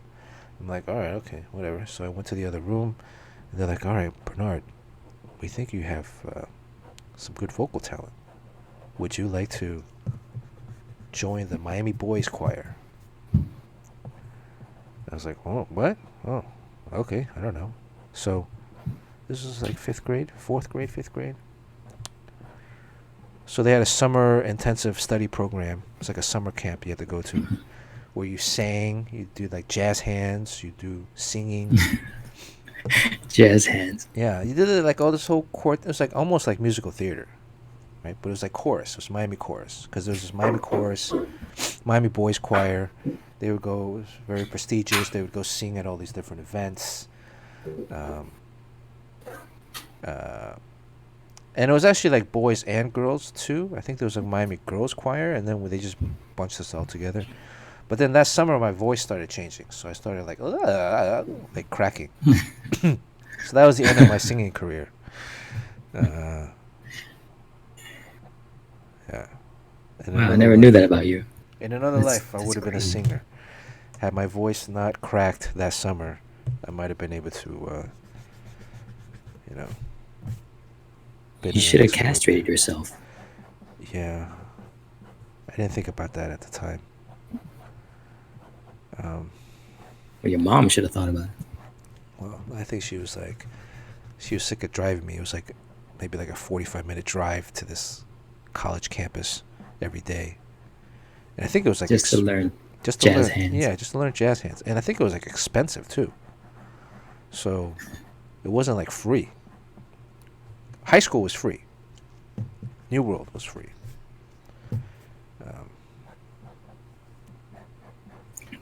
Can you do jazz hand? I don't even know what it looks like. Jazz hand, jazz hand. Oh, you can't see your hands. Jazz hands, jazz hands. This will be reversed. Jazz hands.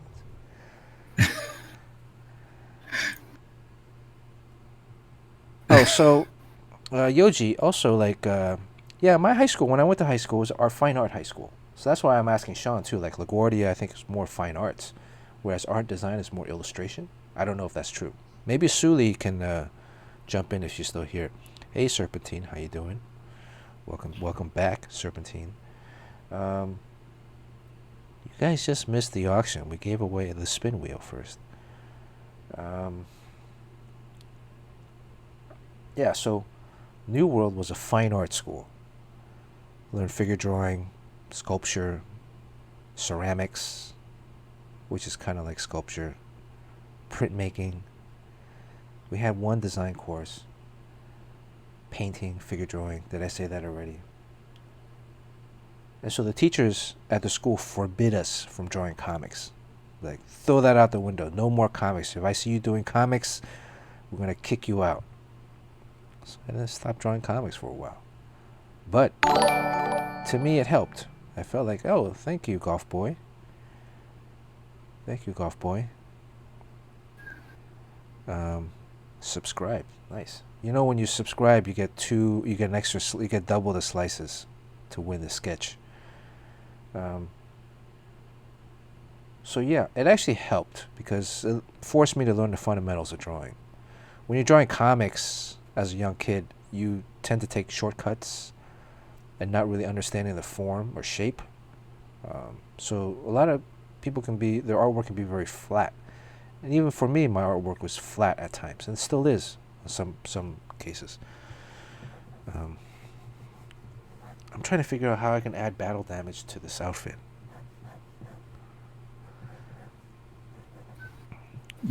But we're talking about struggles, right? You know, you have struggles with your family, with your friends, with the actual work.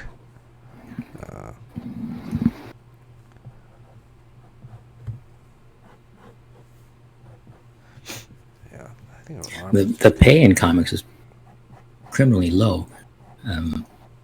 I don't ink my stuff, so I just get paid a pencil rate, and I'm kind of slow at penciling, so it's not a good living. But I can do comics because I can afford to do. You gotta ink your own stuff, man.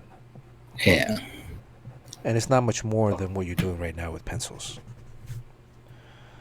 And if you go digital, if you just draw purely digital, then you can definitely ink your own stuff.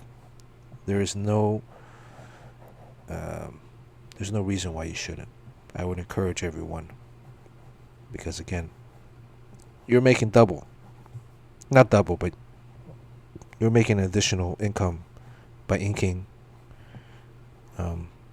That if you were just a pencil, you're only getting one rate. And Sean, your work is so tight, so finished. The pencils are.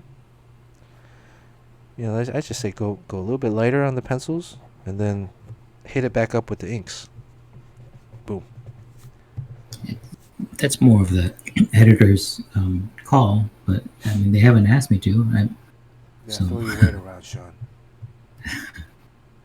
Yeah, say walk in that office. Say, do you know who I am?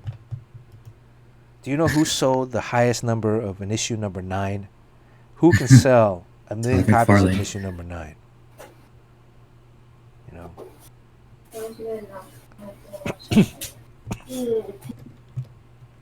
Yeah, Francis is writing, drawing, digitally coloring. Although Francis works in a studio, so every now and then, if you get into a crunch. But yeah, there are people that write and draw. Francis writes and draws Flash, or he wrote and drew Flash. What is he working on now? He's also doing covers too. He's doing the Batman Beyond covers. So, Sean Gordon Murphy writing and drawing. Francis's style too lends itself to fully finished. He's not just like a quote unquote penciler. He colors his own stuff, and a lot of the stuff that I think, a lot of the process, creative process. When I look at his work, I'm thinking, if it was me, I would be like, oh, I'm gonna do this in color. I'm gonna do this, in different stages. So he's got everything all compressed. This is this is Scarlett from G.I. Joe. Don't you recognize like these little hex pad things on her shoulder, the strap?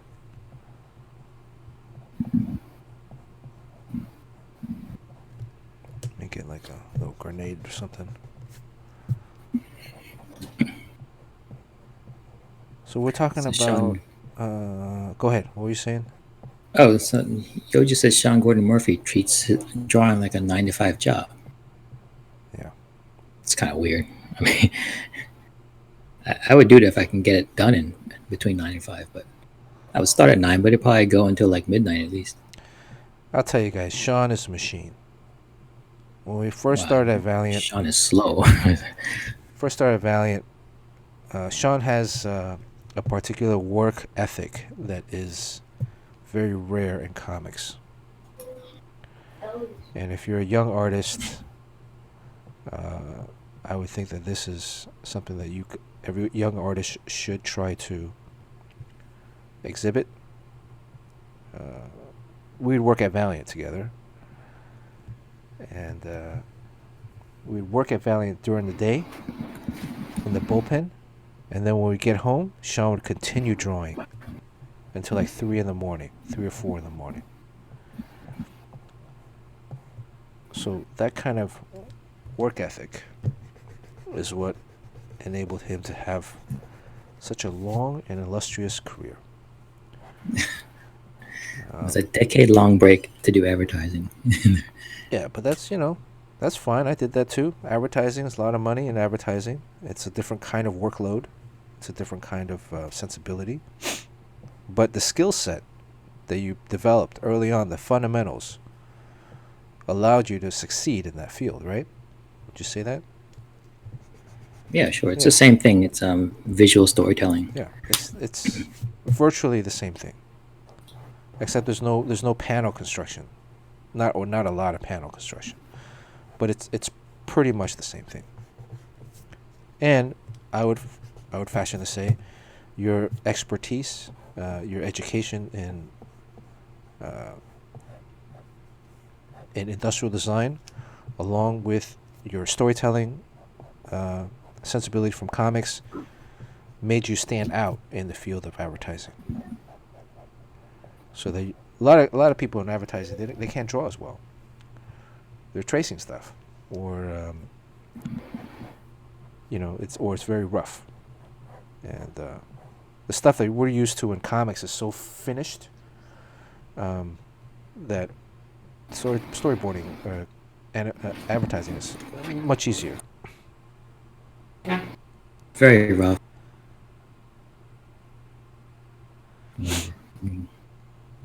I learned a lot, though. I learned to draw faster in advertising. Yeah, so I wish sometimes, well, now I'm working pretty hard, but when I was young, I'd be like, go play basketball, play some video games, come home, Sean's still working. Yeah, I had to. I was slow. But the other thing, too, is whether you draw slow or you draw fast. If you draw slow, you have to recognize that you might have to put in extra hours. You can draw just as well, but you need to factor in the amount of time. So that's almost in any kind of skill set career, whether it's an athlete, an actor. If it requires you to prepare, like, if you're an actor and you're not very good at memorizing lines, your sides. Well, if it takes you 2 hours to memorize a scene, normally it would take someone an hour. You just need to accommodate and allocate that extra hour.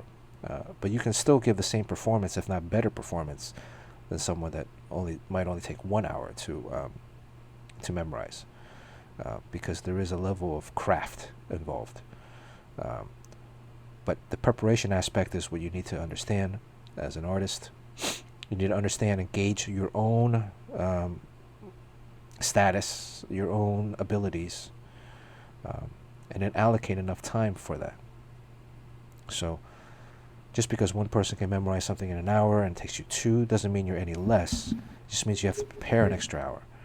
And eventually, over time, that extra hour becomes only an extra 45 minutes, then only an extra 30 minutes, and you find and fine-tune efficiencies within your craft.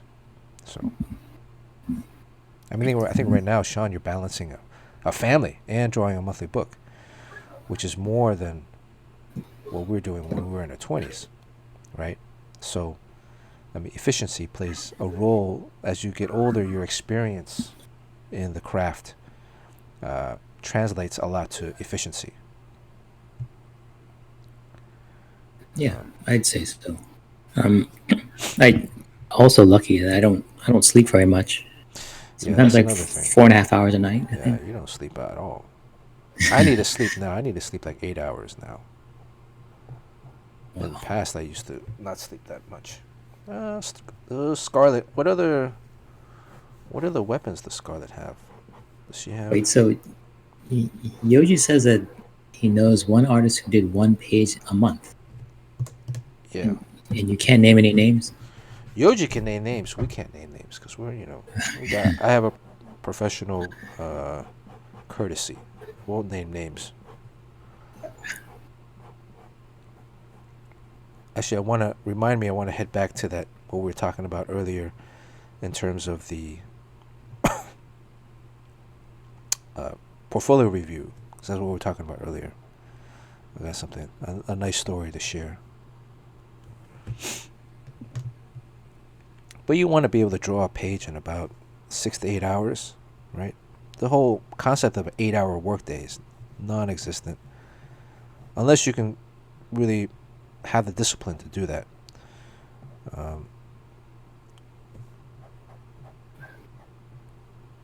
So the guy does a page a month because he's lazy. Yeah. Well, if you watch that Todd McFarlane documentary was it on Sci-Fi? It's on YouTube now. You can tell Sci-Fi Wire. Yeah. Sci-Fi Wire. Like some of those guys at Image, when they hit it big, each book was making them $1 million, right? You figure a book, a comic book with, let's say, a $2.50 cover price. Is that how much books were back then? $2 or $2.50, $1.99, $2.50. That's the cover price. The distributor sells it to the store at half of the cover. Let's say half. So $2, say $1, right? Let's say $1.25. $1. Yeah, they sell it for. So the store. I mean, I don't know what it is nowadays, but I'm assuming it's around similar, right? Half the 60-40, 40-60. Let's say 60% of the cover price. So let's say $2. So they're selling it for $1. They're buying the $2 cover price. They're buying it for $1.20. Is that 60%, 40%? I don't know. My math is horrible. Guesstimate. Say $1. Out of that dollar, it maybe costs the distributors buying it from the publisher at what, 60 40 60. So 60 cents is what the publisher gets. What is this math you're doing? I don't know, I'm doing it off the head. The publishing, how much money those guys were making. So if a book was selling 2 million copies, 60 cents of 2 million times 2 million is what? $1.2 million? Is that right? Yoji, please help me cross-check that. So they were making $1 million an issue. A single issue. These guys. And these guys are all in their 20s. So if I'm making $1 million a month, how many books do I gotta do a year? I can go, jet skiing, cruising, vacationing, playing video games.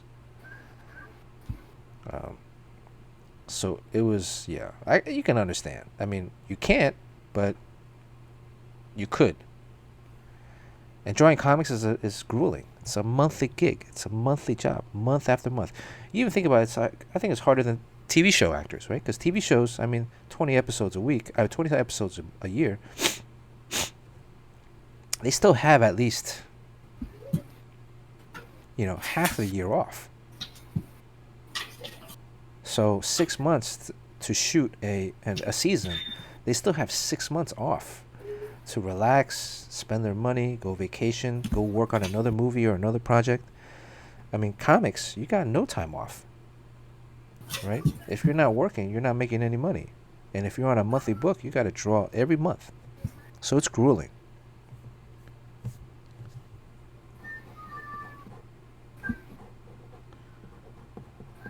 What were you saying earlier, Sean? About what? El Cabone, thank you for the resubscription. 2 months. El Cabone, your artwork is still on my drawing desk. Kitchen counter. I hope to get it out this week because I have some other drawings that I have to give out. So this is Scarlett from G.I. Joe. I think we're ready to go to pencils. We're at 1 hour 46 minutes. Right? I wanted to add some more gear to her.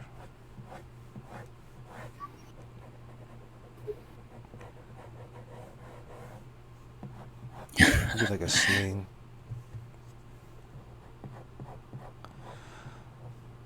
Do you have any funny... Well, okay, so going back to the whole portfolio review. This was like maybe at the, I don't know. When were we talking about this? 1 hour mark?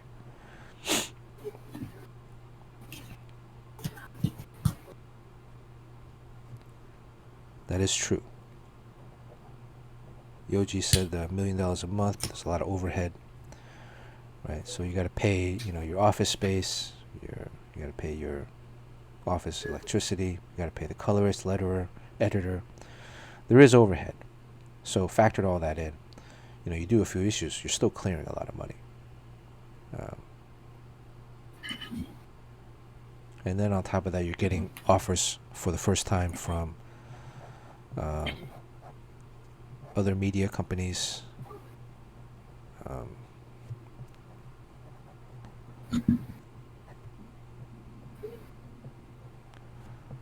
What other things could she have on her? Does she have on her? Does she have a knife? Looking at this grenade. Yeah, Jim Lee's studio, says Yojimbo, was where was it in La Jolla. La Jolla, yeah. Yeah. And that's primo real estate, and he set up a studio there, which is, I wouldn't say it's a smart idea, but I guess it was great. They can afford it, but I remember Todd McFarlane saying Yeah. that was not a good idea. Yeah. Todd, I think Todd was very conservative with his money at first, right? I don't know. I mean, I've never been to Todd's studio, but the rumors were that he didn't have a fancy studio like Jim did, and Jim's homage, which became Wildstorm, was in La Jolla. I actually visited once, and man, it's like across the street is the freaking ocean and the beach, and the offices was like it's like a curved building, so the offices are you all had window offices, and it looked out into the Pacific Ocean. And this La Jolla is like a small, like a Beverly Hills kind of high end area. Um, so yeah, I don't know how you can get any work done. Um, if you're there and you're young in your 20s and you're making a lot of money, it's tempting to like, hey, I'll do it tomorrow. I'll work on it over the weekend.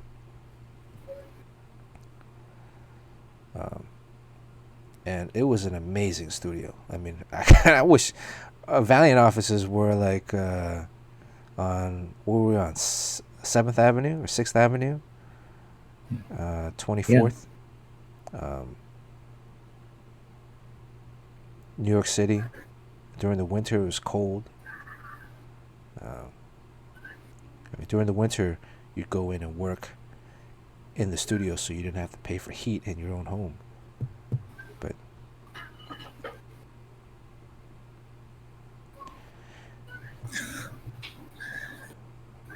all right, what are we doing here? Yeah, Todd McFarlane's.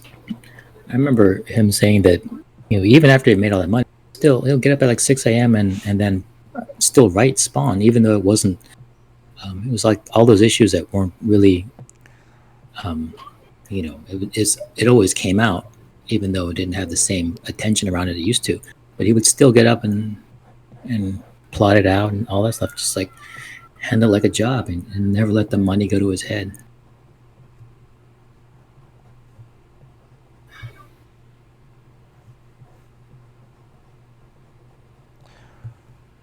So I had a horror story as a young aspiring artist, bringing my portfolio around. Do you remember this story, Sean?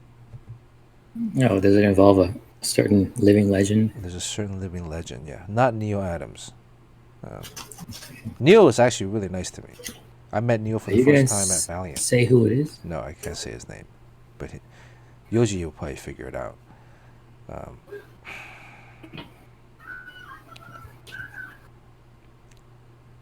Yeah, Todd was very self-contained. I mean, he had the Spawn universe. I think there were a couple other spin-off books, but not a lot. Like most of the other guys, except for Eric Larson. Eric Larson has Savage Dragon. I think at some point he might have had another book. I don't know. I'm not sure.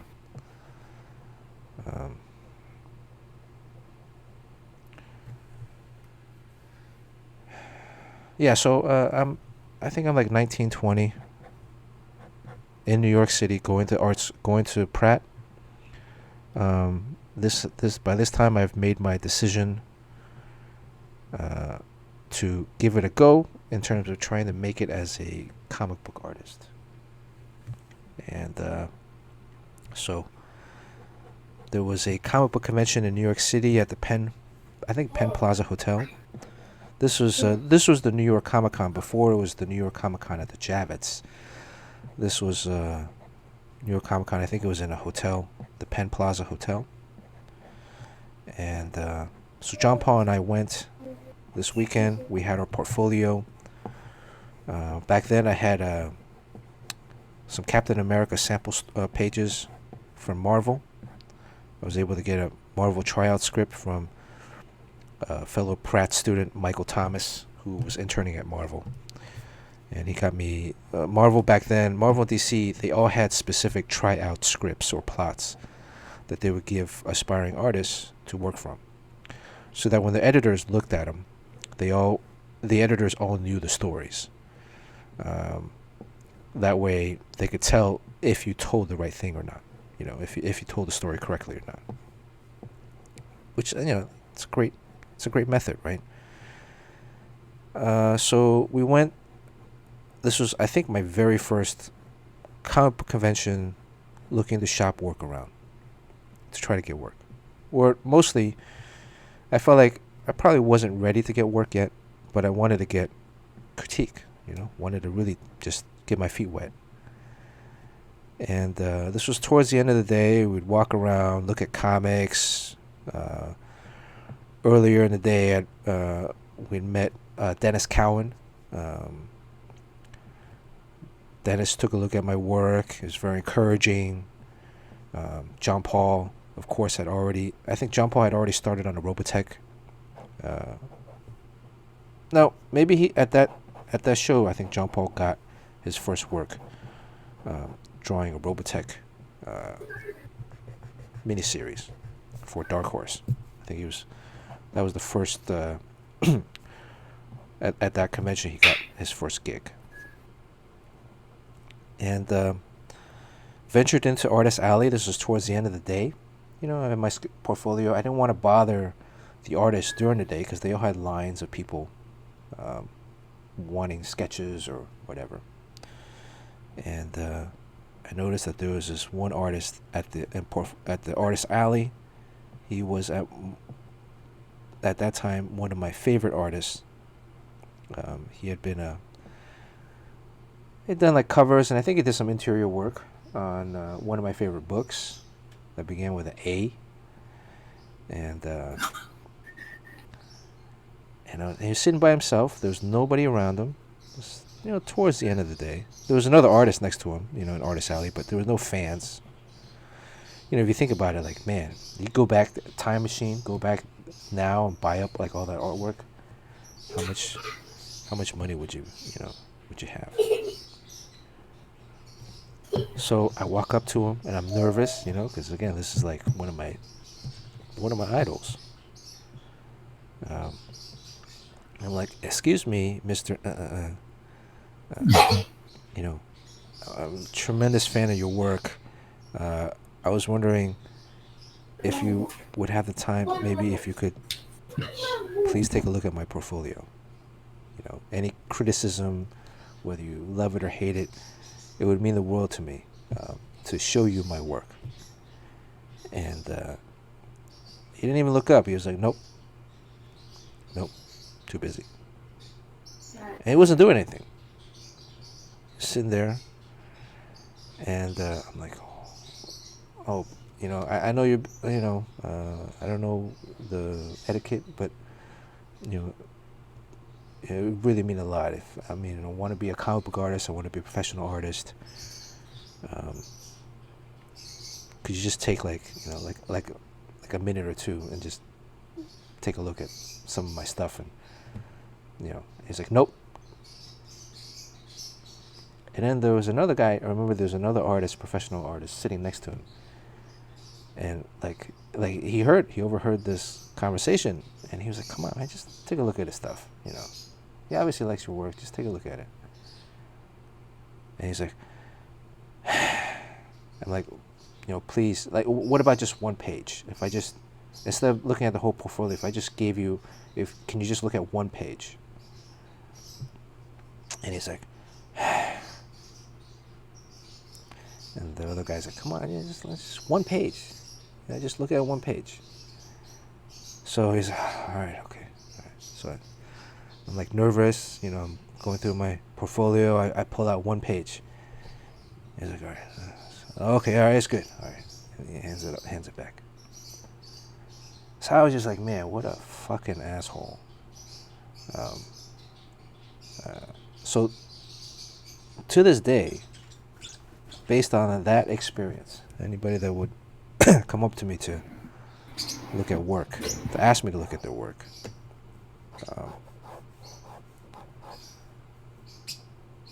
I will always agree to it. Just based off of that one experience. Hey, look at this guy. Look at this guy. Who do we have here? Butthead. Hello, Butthead. Hello. Bernard, I gotta head up and feed the kids. What? All right, when are you gonna come back? Is this it for Sean today? That might be it for me. Yeah, I'm not really contributing that much. So, but yeah, I gotta feed them. I gotta feed myself. I thought you got somebody else to do that for you. Yeah, Julia. But it's 8 o'clock, so I'm Doesn't kind she of late know for like dinner happy anyways. happy husband, happy life? That doesn't rhyme. Okay. All right, well, say hello to the family for me. All right. Well, thanks a lot for tuning in. So I'll be around next time too. So good luck on winning that piece of artwork. And All right, we're almost done. It's almost 2 hours. Okay, all let me. right. I'm gonna have to sign you off then. Hold on. Red alert. Red alert. I'm breaking formation. All All right. right. See you, Sue. Red leader out. All right, Sean. Sean's out.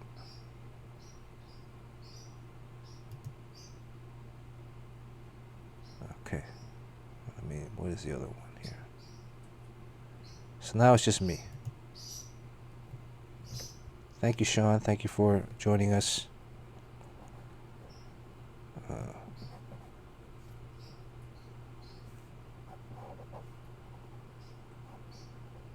So I've actually met that guy later on, a few years later. I mean, after becoming a professional too. And I told him this. I told him the story. Um, I mean, he doesn't remember it, of course, but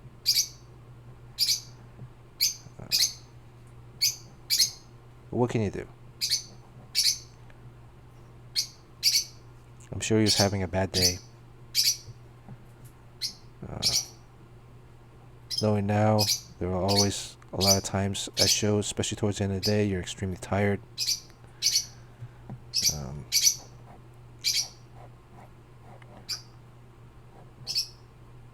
the last thing you want to do is look at another portfolio. But at the time, man, I tell you how devastated I was, how upset, disappointed.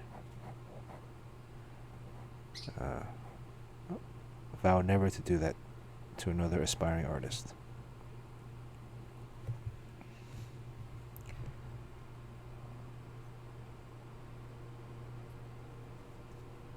Yeah, and it could be just, he was having a bad day.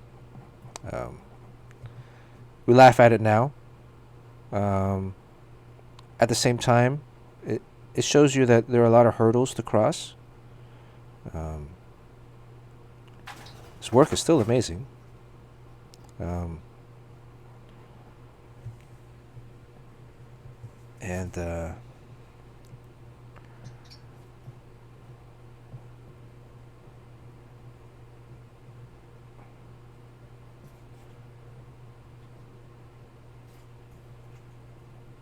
so you just you never know.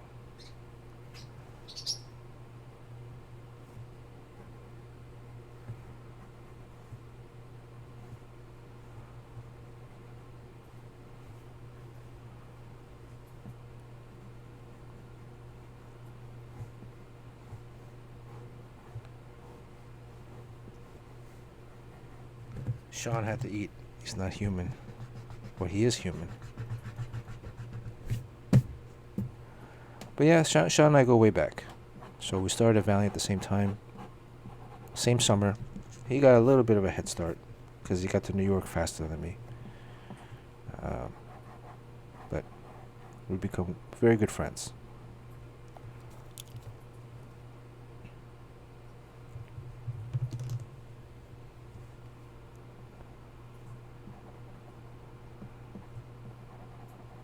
So I feel like the fact that Neil Adams is giving portfolio reviews, and that you got a portfolio review from Neil Adams, that he was honest with you. Part of that is just being honest. I mean, there's a sensibility about maybe perhaps how you say certain things to certain people. But it requires a lot to be a professional artist. There's a lot of rejection. There's a lot of uncertainty. There's a lot of anxiety. A lot of artists suffer from anxiety or other types of issues. And you need to understand at some point how to deal with some of this stuff. So, coping with it. And but it's also important, I think, to be honest when you're asking someone. If you're asking someone for critique, you're asking from a professional. You're asking for an honest opinion. You're not asking for... You want someone to love your work, yes. But critique does not guarantee that. Going to art school, I think, has built up a little bit of that. Going to architecture school has built up a little bit of that. You have to put up work for crits in front of the class, in front of the teacher. So you have to... I'm thinking about making her, like, some of her outfit kind of cut up. So there's some battle damage.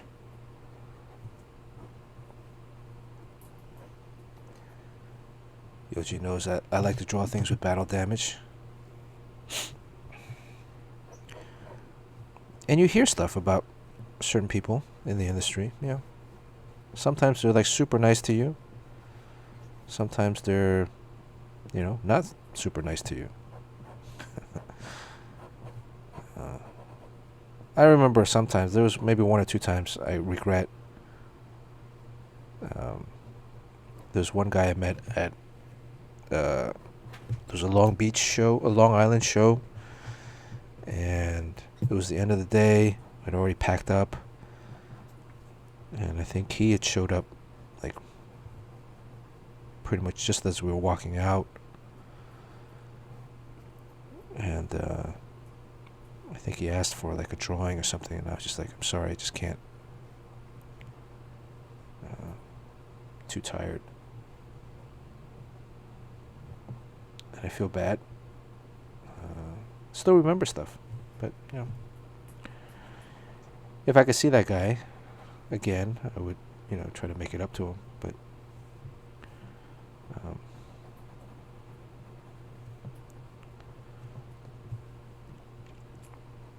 what other gear can I put on Scarlett?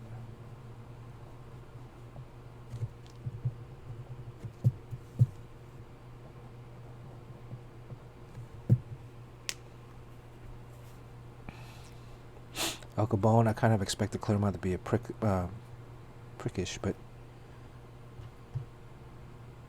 didn't know why, but he's quite nice and engaging. Yeah, I mean, you hear different things.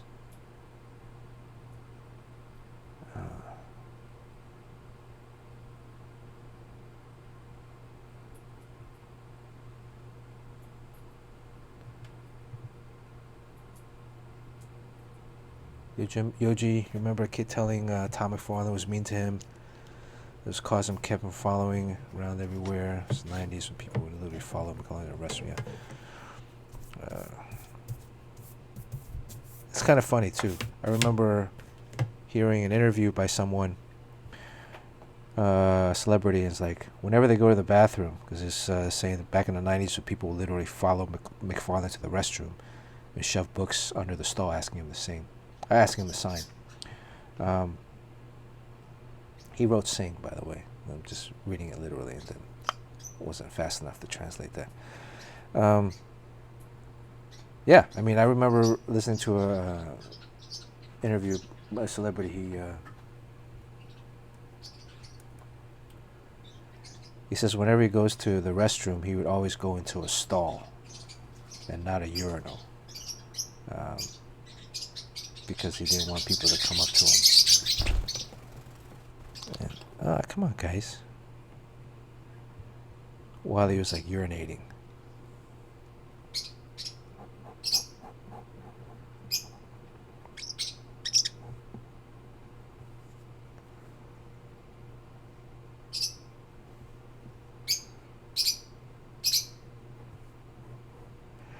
All right, this This is looking pretty good so far. I think I'm gonna start going darker with the pencils.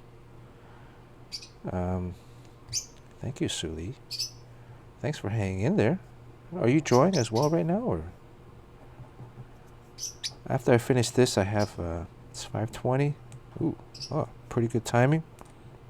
Maybe eat something. I haven't eaten anything yet. And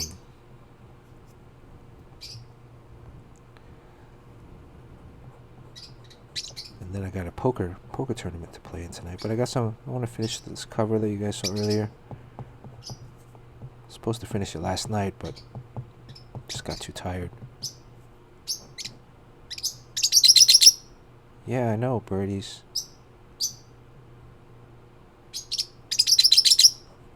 If you guys want, you can go eat. There's plenty of seeds in the cage.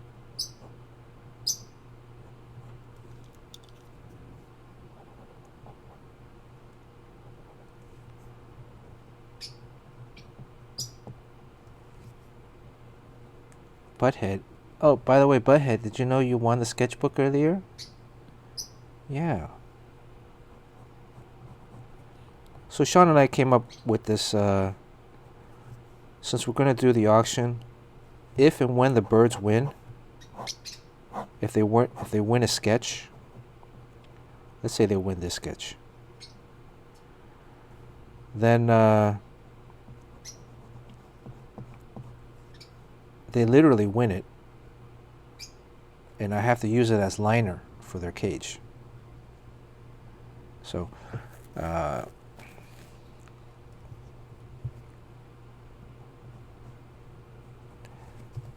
then I'll take a picture of it next time, post it. Take a day or two for them to poop on it. So it is incumbent upon one of you guys and gals on the stream to win this sketch so that it doesn't end up being birdcage lining.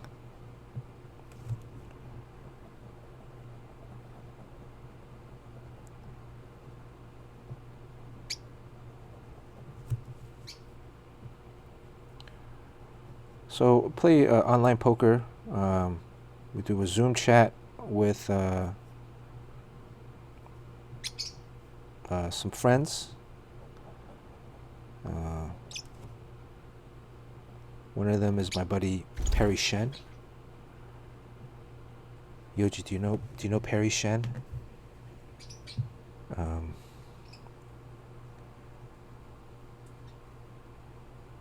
Perry's a big comic book. I think he worked at Marvel at one point as an intern. Yes, the actor from Better Luck Tomorrow. So he hosts a tournament, and pre-quarantine we would play every 2 weeks, every 3 weeks at his house or another neighbor's house. And then we keep stats. So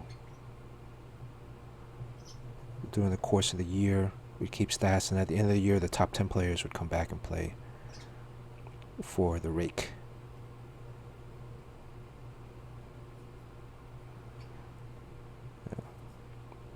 But now, because we can't meet up, we play online. I think it's Poker Stars.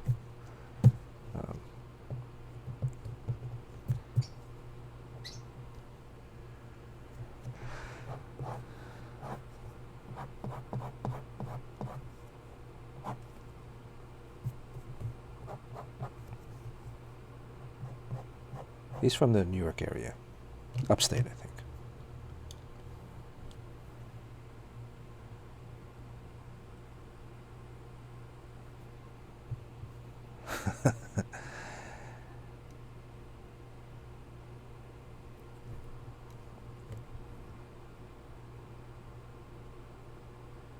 So how come Justin Lin didn't hook up Perry with a role in Fast Food? That's a good question. Almost everybody else, like Sung Kang, got hooked up. Who was the other guy? The guy that played the.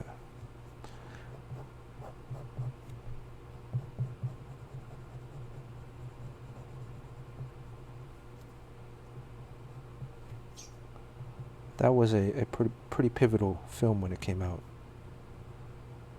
First, all Asian American cast in a feature film.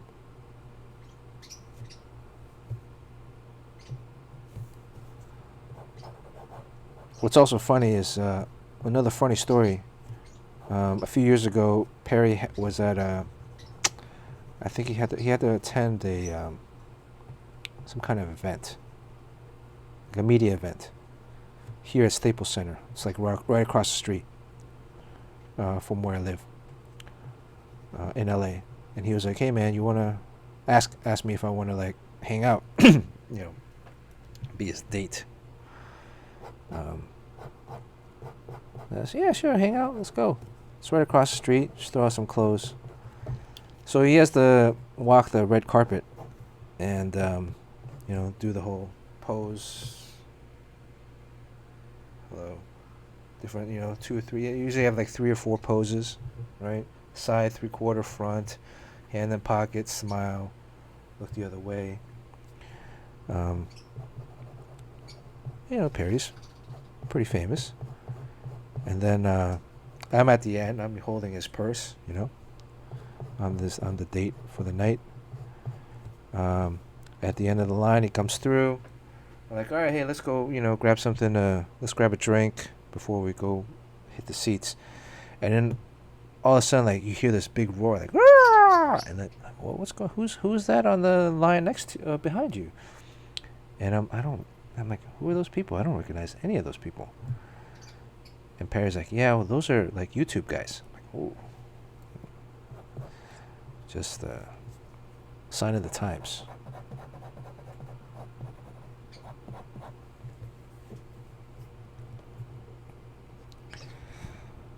The birds are not French.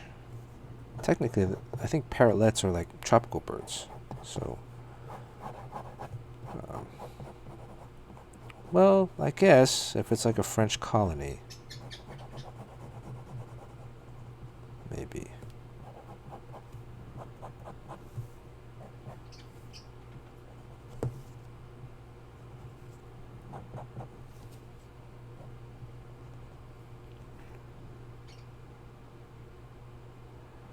Jason Tobin, yeah. Jason Tobin's another tremendous actor. Yeah,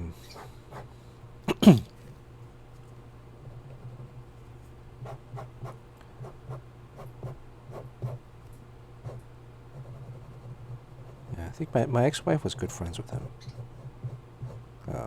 She was an actor in Hong Kong, TVB. So I think that's where Jason's from.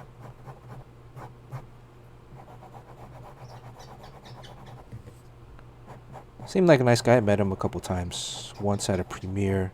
He had a movie premiere here in LA. I don't remember the movie though.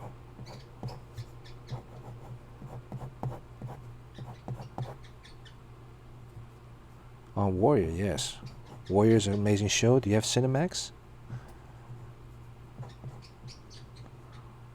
Warrior is a show on Cinemax. Produced by Shannon Lee, Bruce Lee's daughter. Shannon's an amazing person. Got to know and hang out with her a little bit. I did a Bruce Lee comic book cover for her. It was her and Darby Pop was the publisher. Did a Bruce Lee comic. We did a free comic book day signing.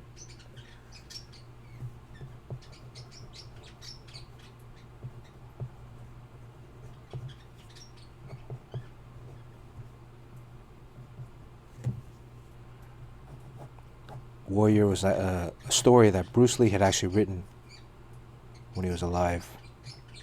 That was never made. And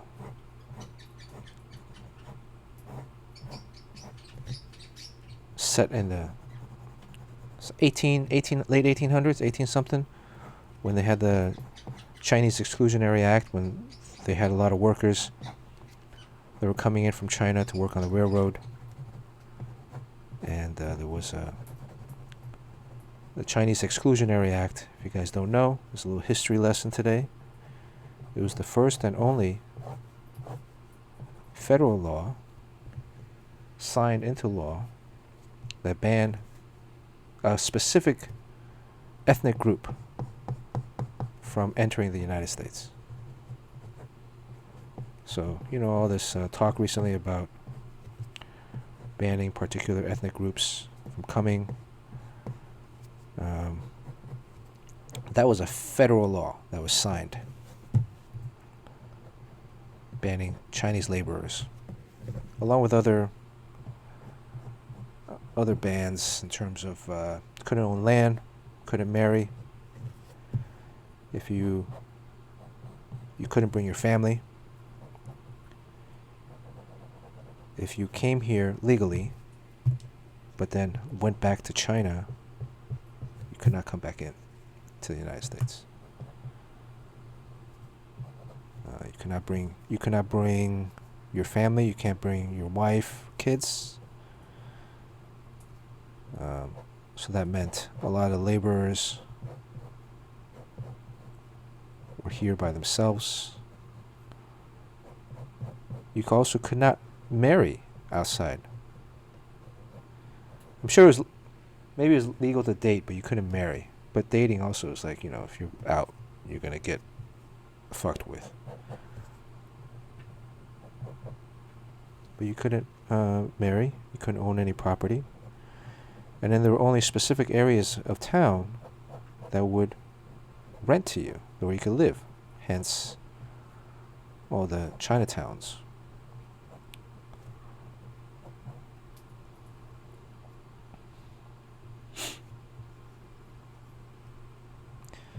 Yeah. So, because what was the argument back then? The argument was that Chinese laborers were undercutting American workers. Chinese laborers, or Chinese people in general, were sneaky, conniving. You couldn't trust them. They're here to rape, pillage, steal, murder.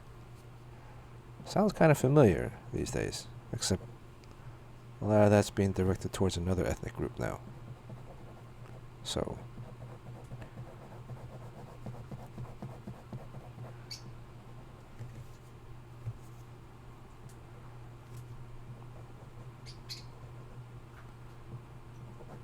but it's interesting. You never really learned about this in high school. You learned about it afterwards.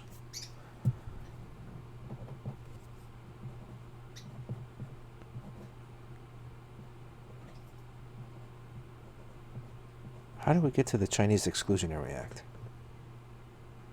Oh, warrior. Right.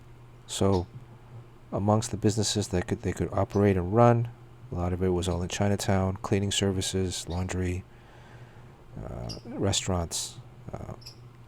You had to, some of the laborers, they couldn't eat, they couldn't shop, they couldn't really. Again, they couldn't own any property, so and they were designated to live only in certain ethnic areas, only certain areas that were deemed appropriate for them to live.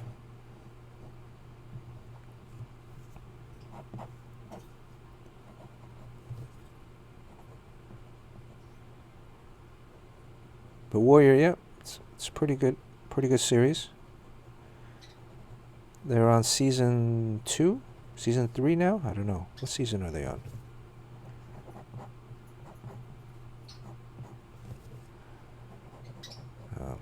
So imagine if Bruce Lee was in the leading role of that. It's probably something.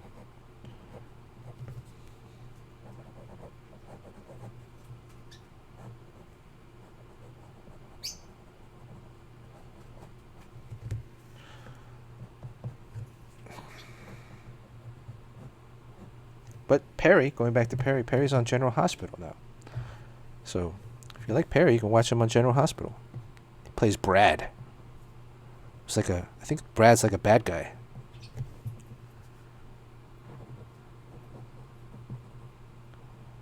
You know, tells me he gets stopped in the streets, and people call him Brad.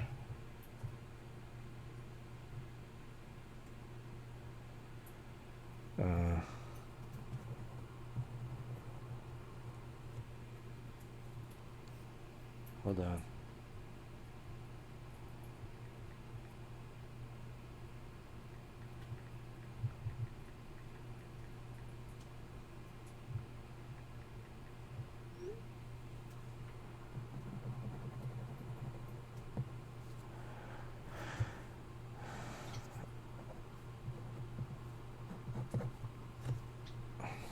I used to watch some soap operas, not a lot. I would watch All My Children, and that was only because I started watching All My Children because when I was drawing Dr. Mirage, Walt Willey, who was Jackson Montgomery, was a huge fan of the book.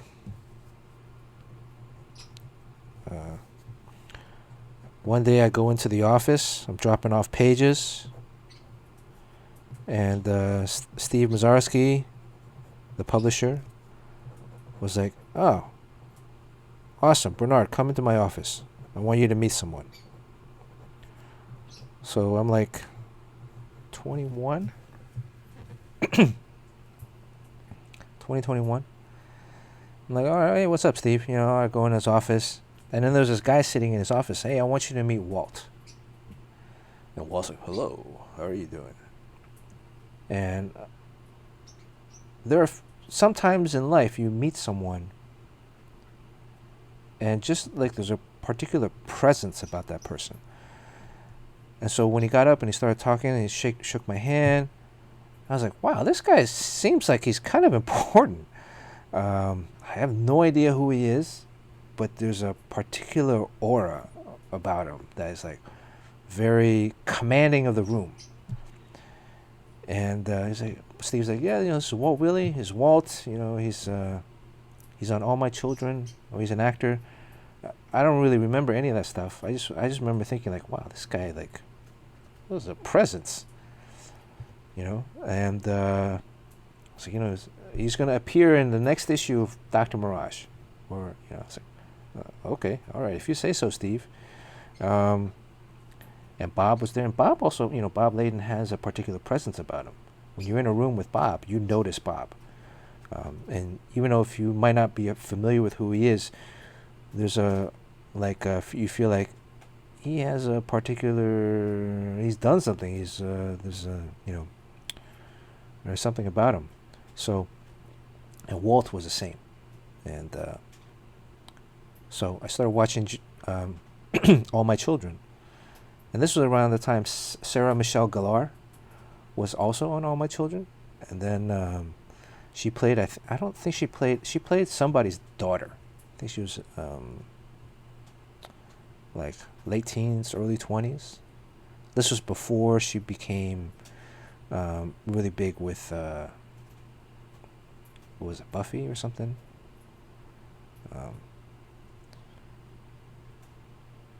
Yeah, so Yoji, that is a very sensitive topic. I think we were talking about that a little bit earlier. Someone keeps calling me from this number it's like a spam. We can talk about that on another stream. But yes,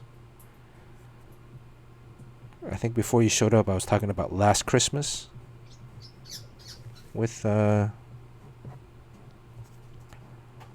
guy from Crazy Rich Asians, him and Daenerys.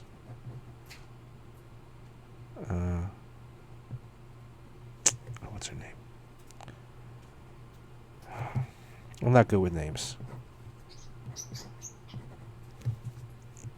But yeah, that guy was gonna play the new Storm Shadow.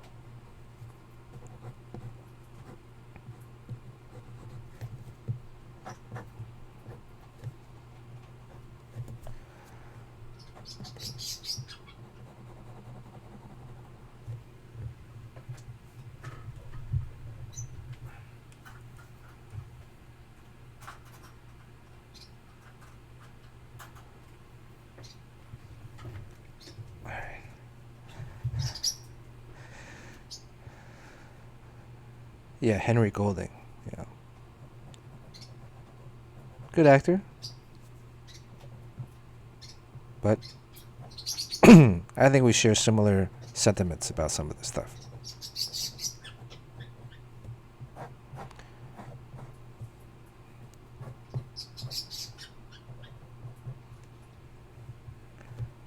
Uh,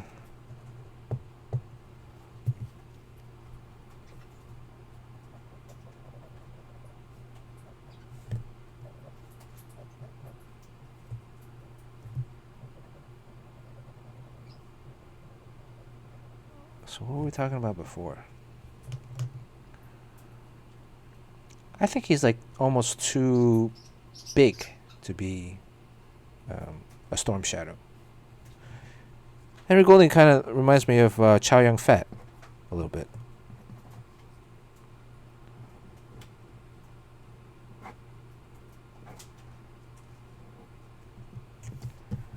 Make sure I'm in camera frame.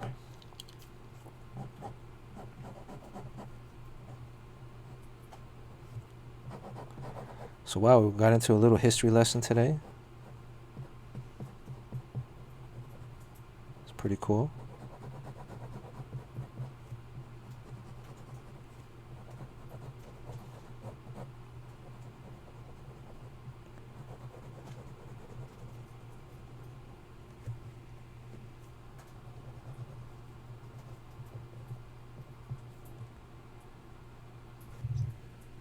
So Walt Willey, so Walt Willey ended up appearing as himself, guest starring in issue 13 of Dr. Mirage. Dr. Mirage was my debut monthly title for Valiant. And that was also my last issue. Because after that summer, they had me. Well, that following the next monthly book I worked on was The Visitor, written by Kevin Van Hook. Dr. Mirage at the time was written by Bob Layden. Bob crafted what I still think is one of, and it's not. I don't think it's a biased. It's one of the better superhero. Beavis is down by my foot. He just tickled me. I hope he doesn't bite. Birds tend to bite your feet. I think he's just having fun poking at my foot.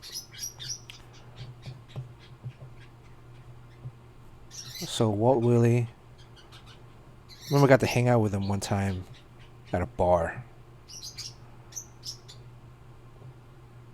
He was like, "Hey, come out, hang out, have a drink with me." I think I was like 20, 21. I didn't hardly drink at the time.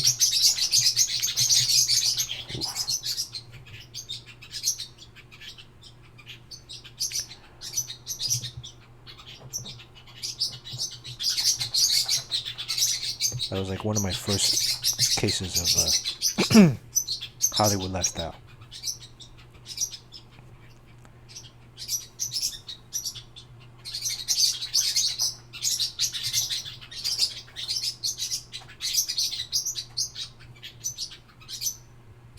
Last stream I bumped into Jim Chung at it in a London subway in the tube. Is it the tube? It's not the loo, right? The loo is the bathroom. Yeah, it's the tube.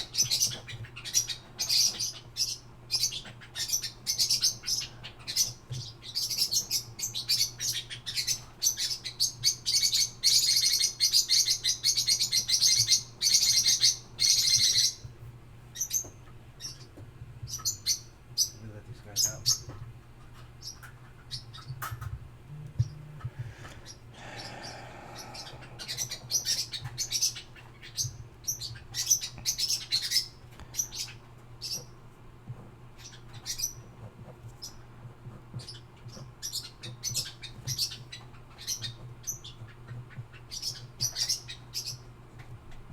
So, uh,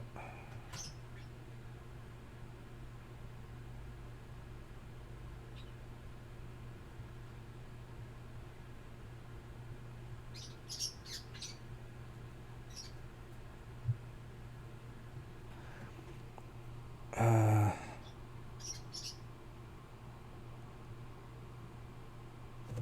yeah. So the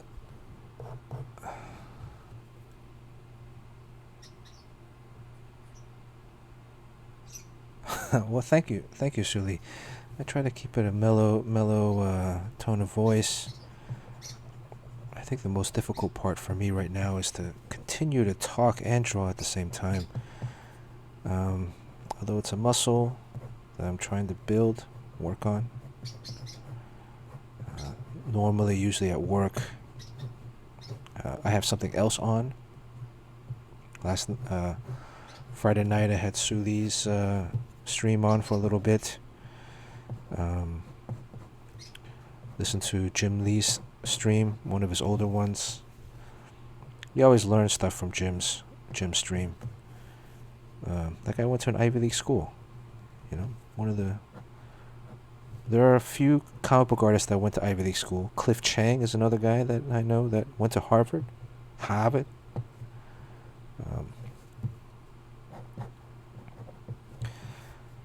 So,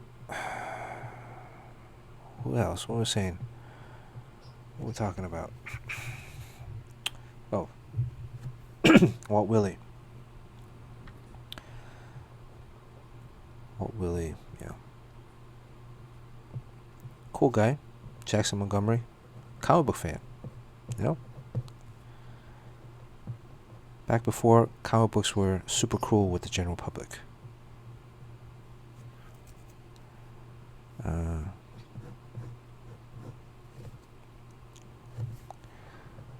Aerosmith. That's a good topic. So yes, that was a Chicago Comic Con, 1993, Chicago Comic Con. They were promoting Aerosmith. Steve Mazarski, I mentioned earlier, publisher of Valiant at the time. Prior to him joining the Valiant team, he was a music manager. He's a lawyer, an attorney, and a music manager. Entertainment lawyer and a music manager. So, one of his first groups was Allman Brothers Band. Any of you know the Allman Brothers? Very famous. Did you say, are they a rock group?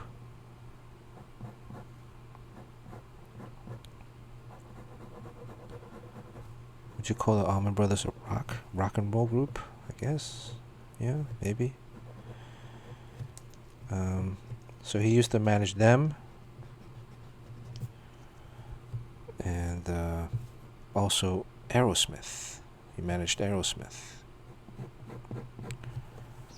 So, R.I.P. Steve Mazarski is no longer with us.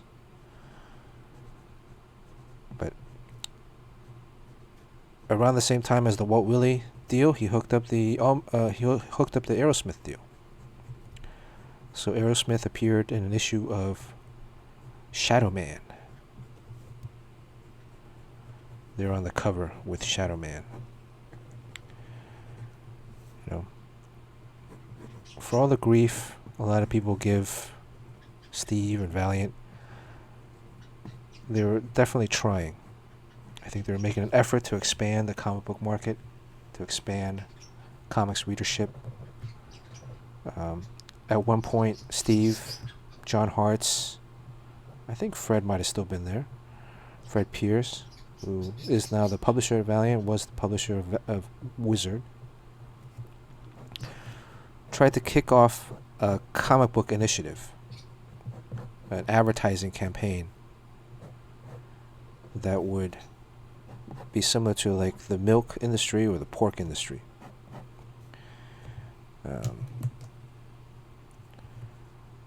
where you would get basically read comics and get like billboards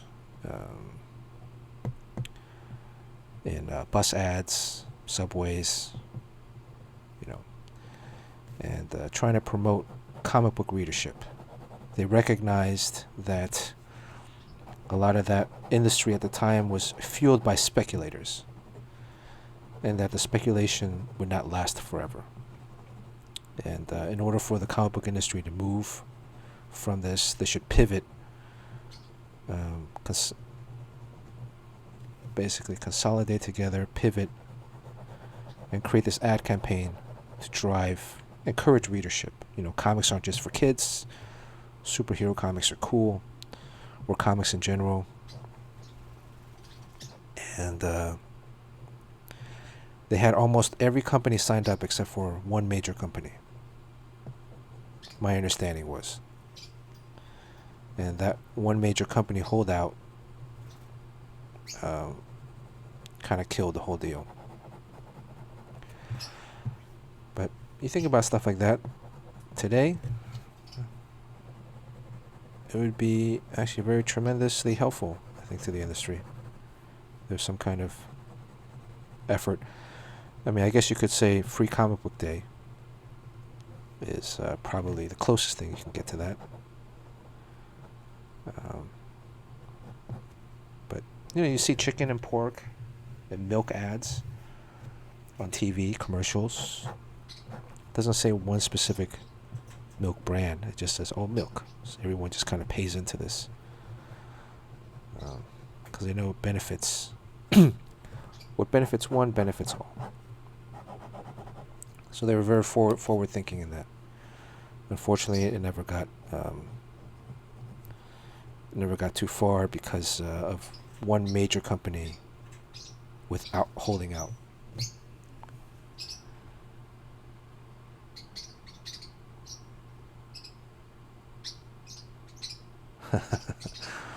Well, I don't know when he managed them. He managed them at some point.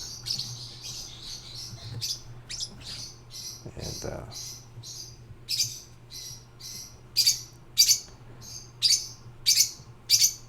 but I got my picture taken with Steve Tyler.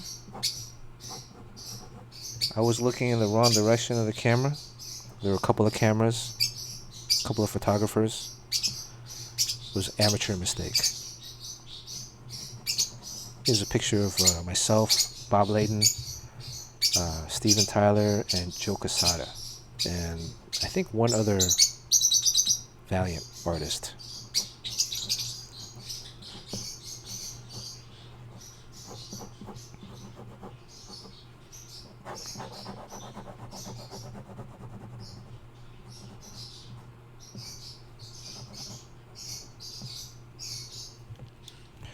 Coming across the 6-hour mark, we're 2 hours 42 minutes in. This is a particularly long and grueling sketch session. I want to thank everybody for hanging in there. Sean might be done with his dinner by now. Maybe he'll jump back on. We started out with a kind of a format about talking about comics, but also today, I mean, I just woke up, so it takes me a little bit of time before I can get myself to start drawing. That's something we've got to fight.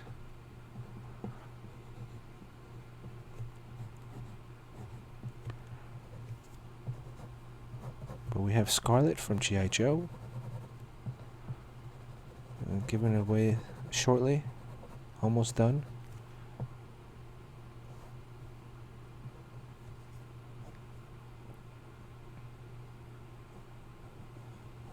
Little cut up.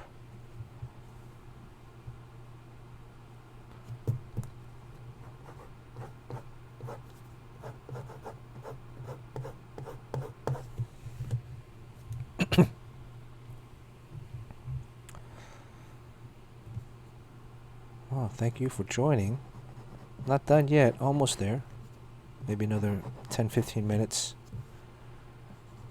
pretty soon I'm going to run out of stories. Then I got to go out and live some life, and then come back and tell some more stories. But I might have to repeat some. Eventually, as some people are new, they might not have caught the older ones. So, if you've heard it before, please bear with me. Thank you for your patience. I know Yoji's been with us for a while.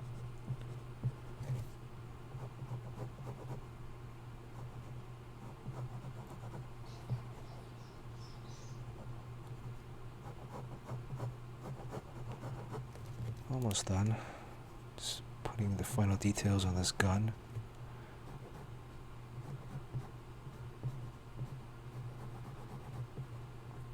Any new rules I should make up for the giveaway? I think if you're a subscriber, you get double the slices, or double the size of slices. You get an option of having single slices or one big one, right? And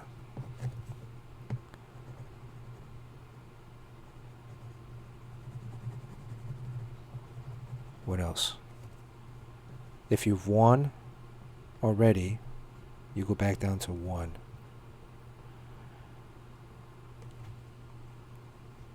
If each time you're on the stream consecutively, because I'm going to keep the same wheel from before, you just add on to that one.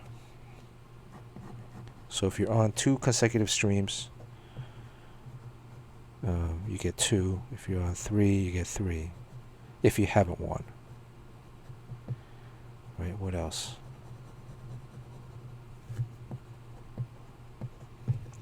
Alright.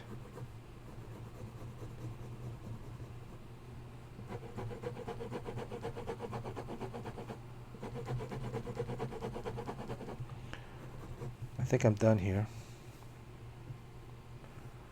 What do you guys think?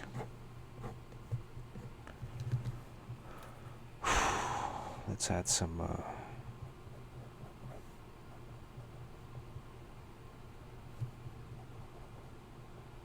light modeling, sculpting. Also still got to go back in with the eraser. It's the fun part.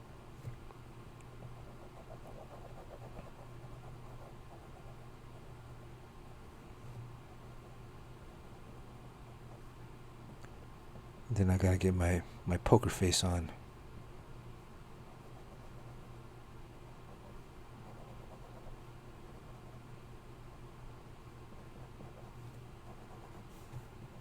Okay, let's do some erasing.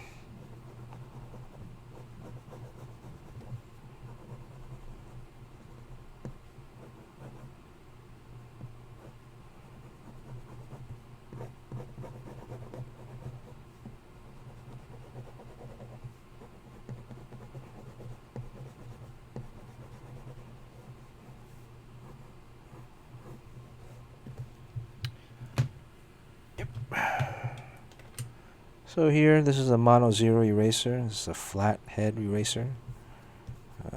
Gives you a more controlled line. Hair, debris, even tech.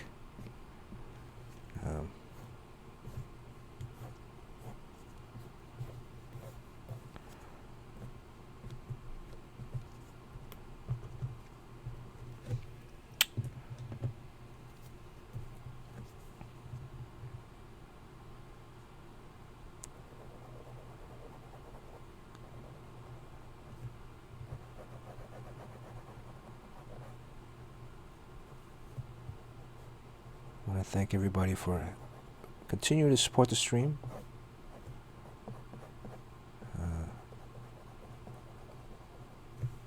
For me, it's a lot of fun to share these stories.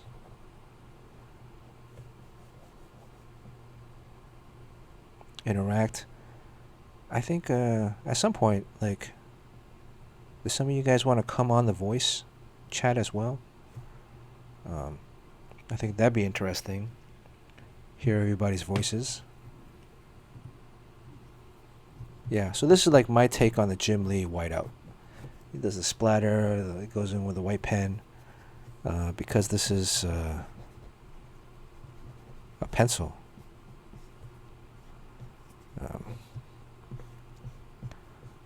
Yeah.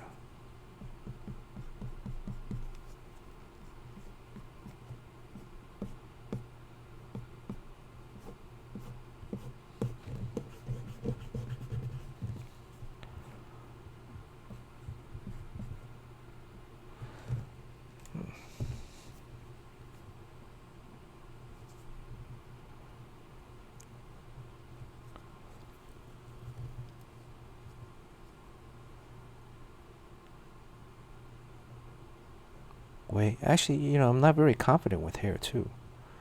Um, there's some other artists I'm like, wow, they just draw hair really beautifully. That's actually I think one of my weaker points. So I'm really, a lot of it I'm just winging.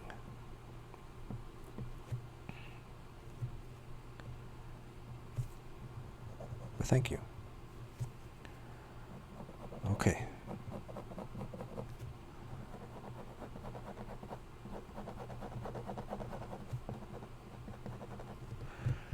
All right. Anything else? Let me go back in.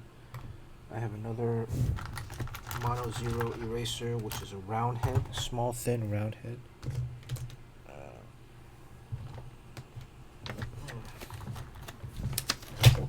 It's somewhere. I can't find it in the next section. It might be on the floor. Some stuff. Oh, here it is. Here's a mono zero round head. It's a thinner one. You can see the difference. Right? This one is, well, it's supposed to be flat, but. And then this is my normal eraser Pentel. It's a lot wider. It's a rounder. This one for general erasing initially, and these other thin ones for now refinement and kind of taking stuff away. So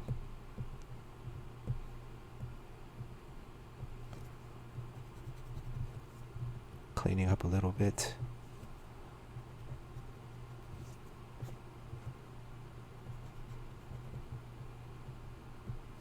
Get to add some highlights to the face.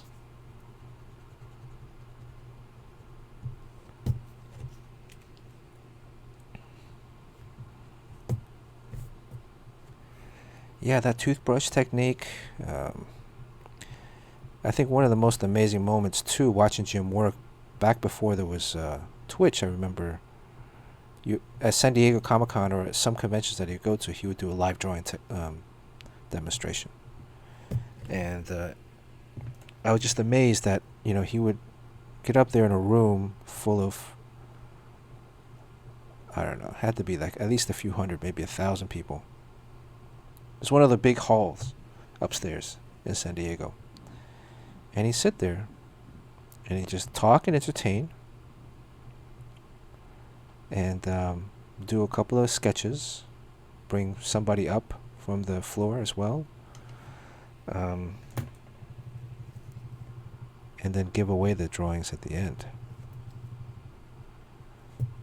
And when I saw that for the first time, I'm like, why have I not been coming to this panel all these years? I mean, especially, it's Jim Lee, he's drawing live. You very rarely ever see anybody draw live.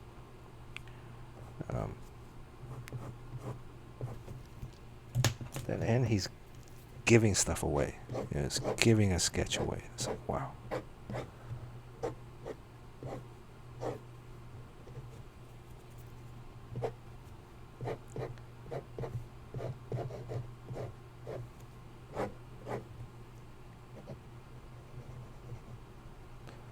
Almost done.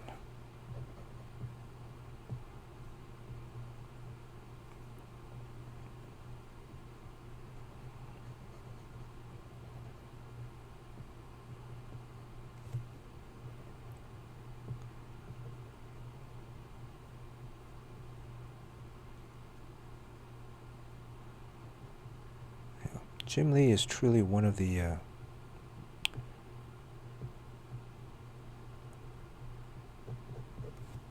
industries. I mean, you got a lot of people I've done a lot of stuff, but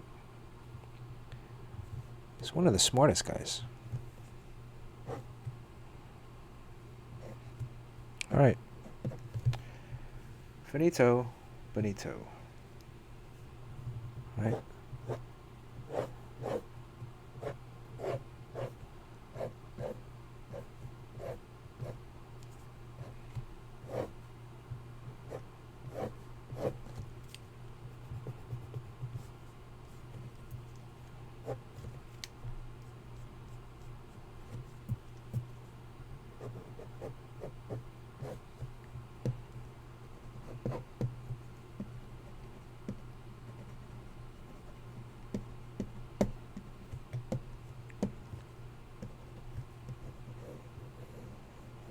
A little, what am I doing here?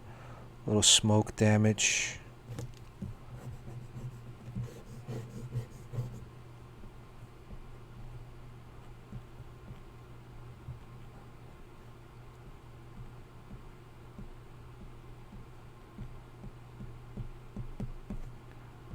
Hit some of this up here. Bam. Bam. Bam.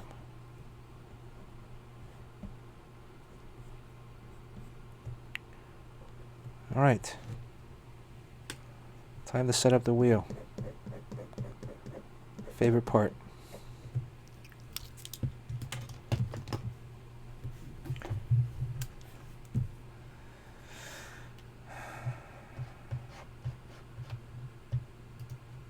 Okay, do we have anybody new here?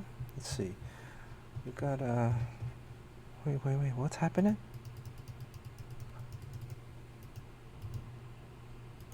Red alert time.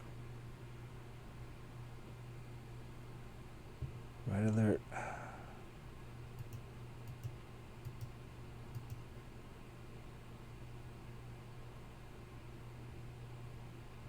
Oh, I'm gonna move the chat box up. Well, when the red alert comes on, the chat box goes away. Okay, I gotta figure that out. But the red alert means that we're coming up on the spin wheel.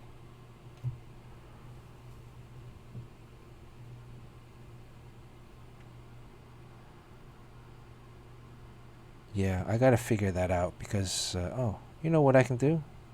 I just figured it out. Red alert. Where is the red alert screen? Red alert.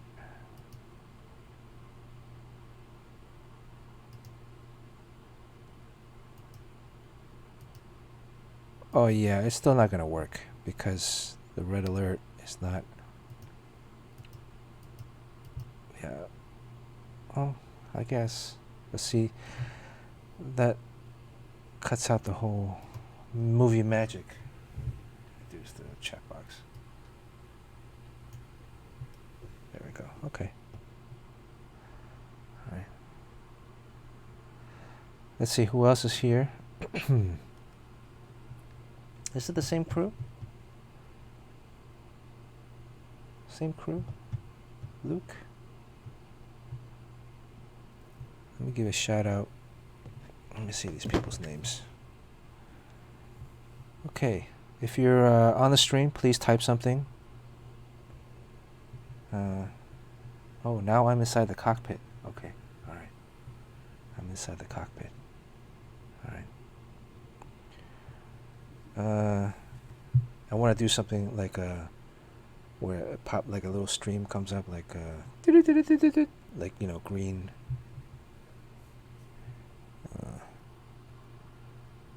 Golf Boy Sunday. Let me add you to this. I don't think Golf Boy was added to the previous giveaway. Golf Boy.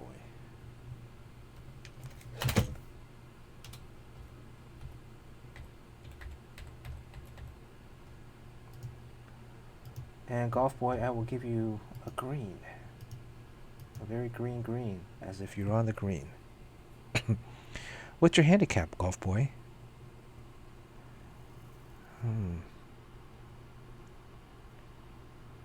Why? Okay, way. Let's see. Way.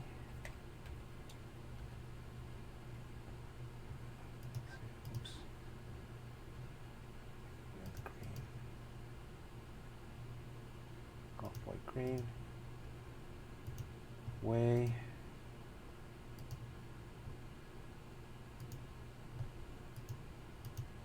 Yellow.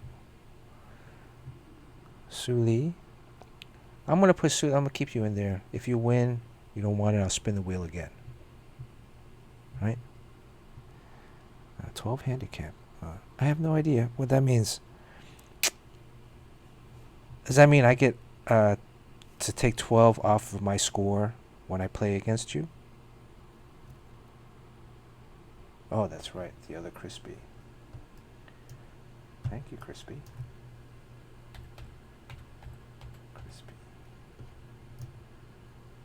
Crispy, I'll give you the white. Okay, let's see. Let's take a look at this right now. For now,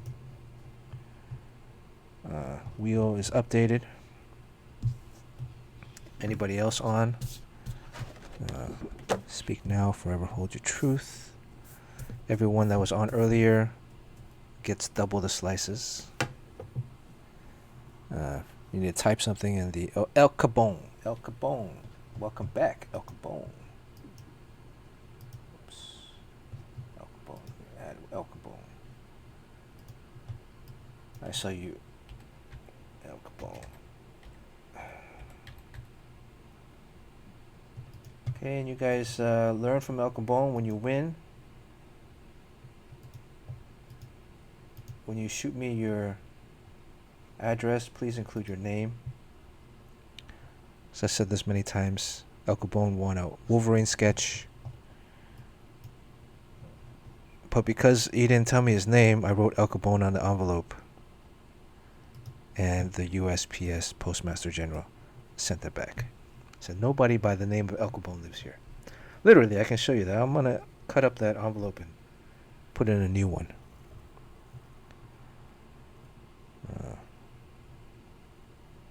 Right, El Cabon does not want a slice.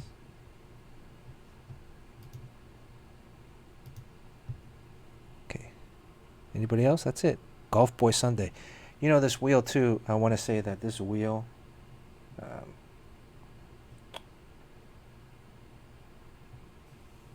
Crispy, I'm going to put you back down on 1. Serpentine, 666. You want to be eligible for this? I think Serpentine, I had to put Serpentine also on your envelope. But it got to you, though, right?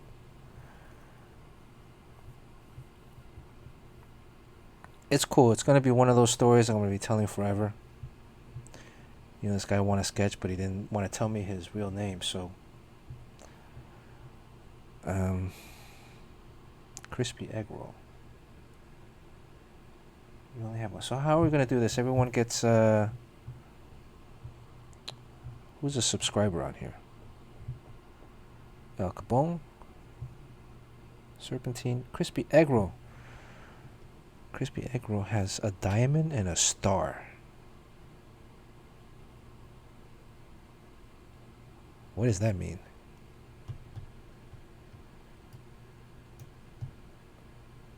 Let me look through this. Golf Boy is a subscriber. You get 2. This wheel, I've noticed that a lot of first-timers win on this wheel for some reason, right? And then guys like Crispy, this wheel doesn't like, because Crispy had like 7 slices last time, and he lost to a guy that had like 2 or 3. Star sub, Diamond VIP. Okay, all right. VIP room, popping champagne. All right, anybody else? Am I missing a subscriber that you get double? You get double the slices.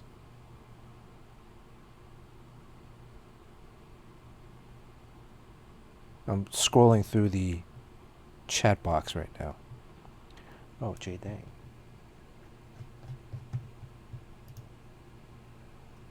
Okay, I give Luke 2. Luke?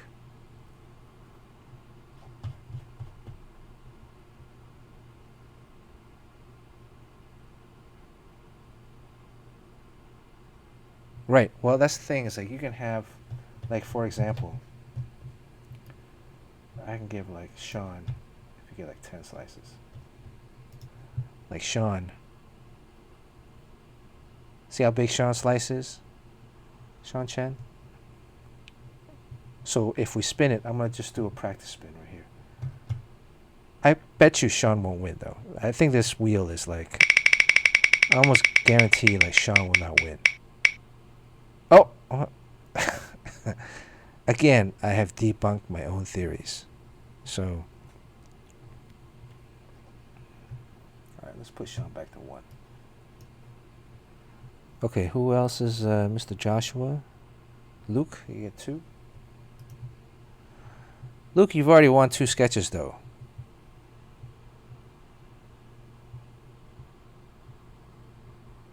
But this is for Luke. This is for Luke. So good luck, Luke. Anybody else? Last call? Last call? Alright, I want to thank everybody for joining me today. I hope you enjoy the rest of your weekend. Saturday night, 9 o'clock. Stay safe. We'll try to stream again. I don't know about tomorrow. Maybe. Make sure you give a follow so you can see whenever the notification comes up. And then I kind of like myself being inside the cockpit here. And then, because I'm like a dead Jedi, like the ghost floating up, or I could be like a display. Serpentine, I think you're on here, right? Let me update this wheel. Make sure you see your own slice, if you can read it.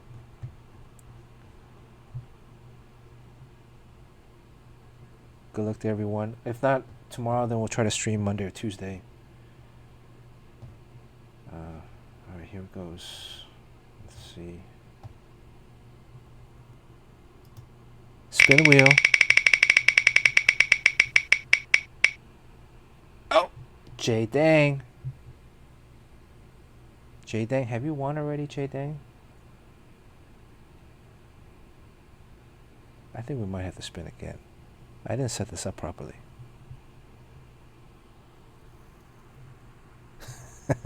Well, there you go, J Dang. Congratulations.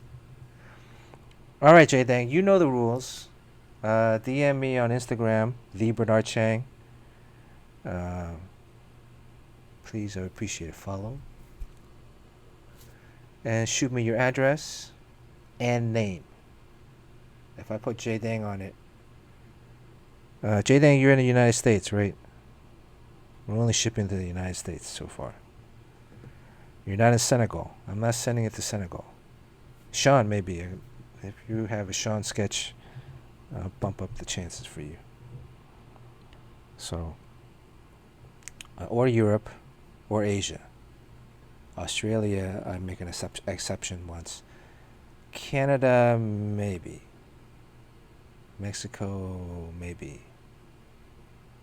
But thank you again. Enjoy, stay safe. Catch you guys next time.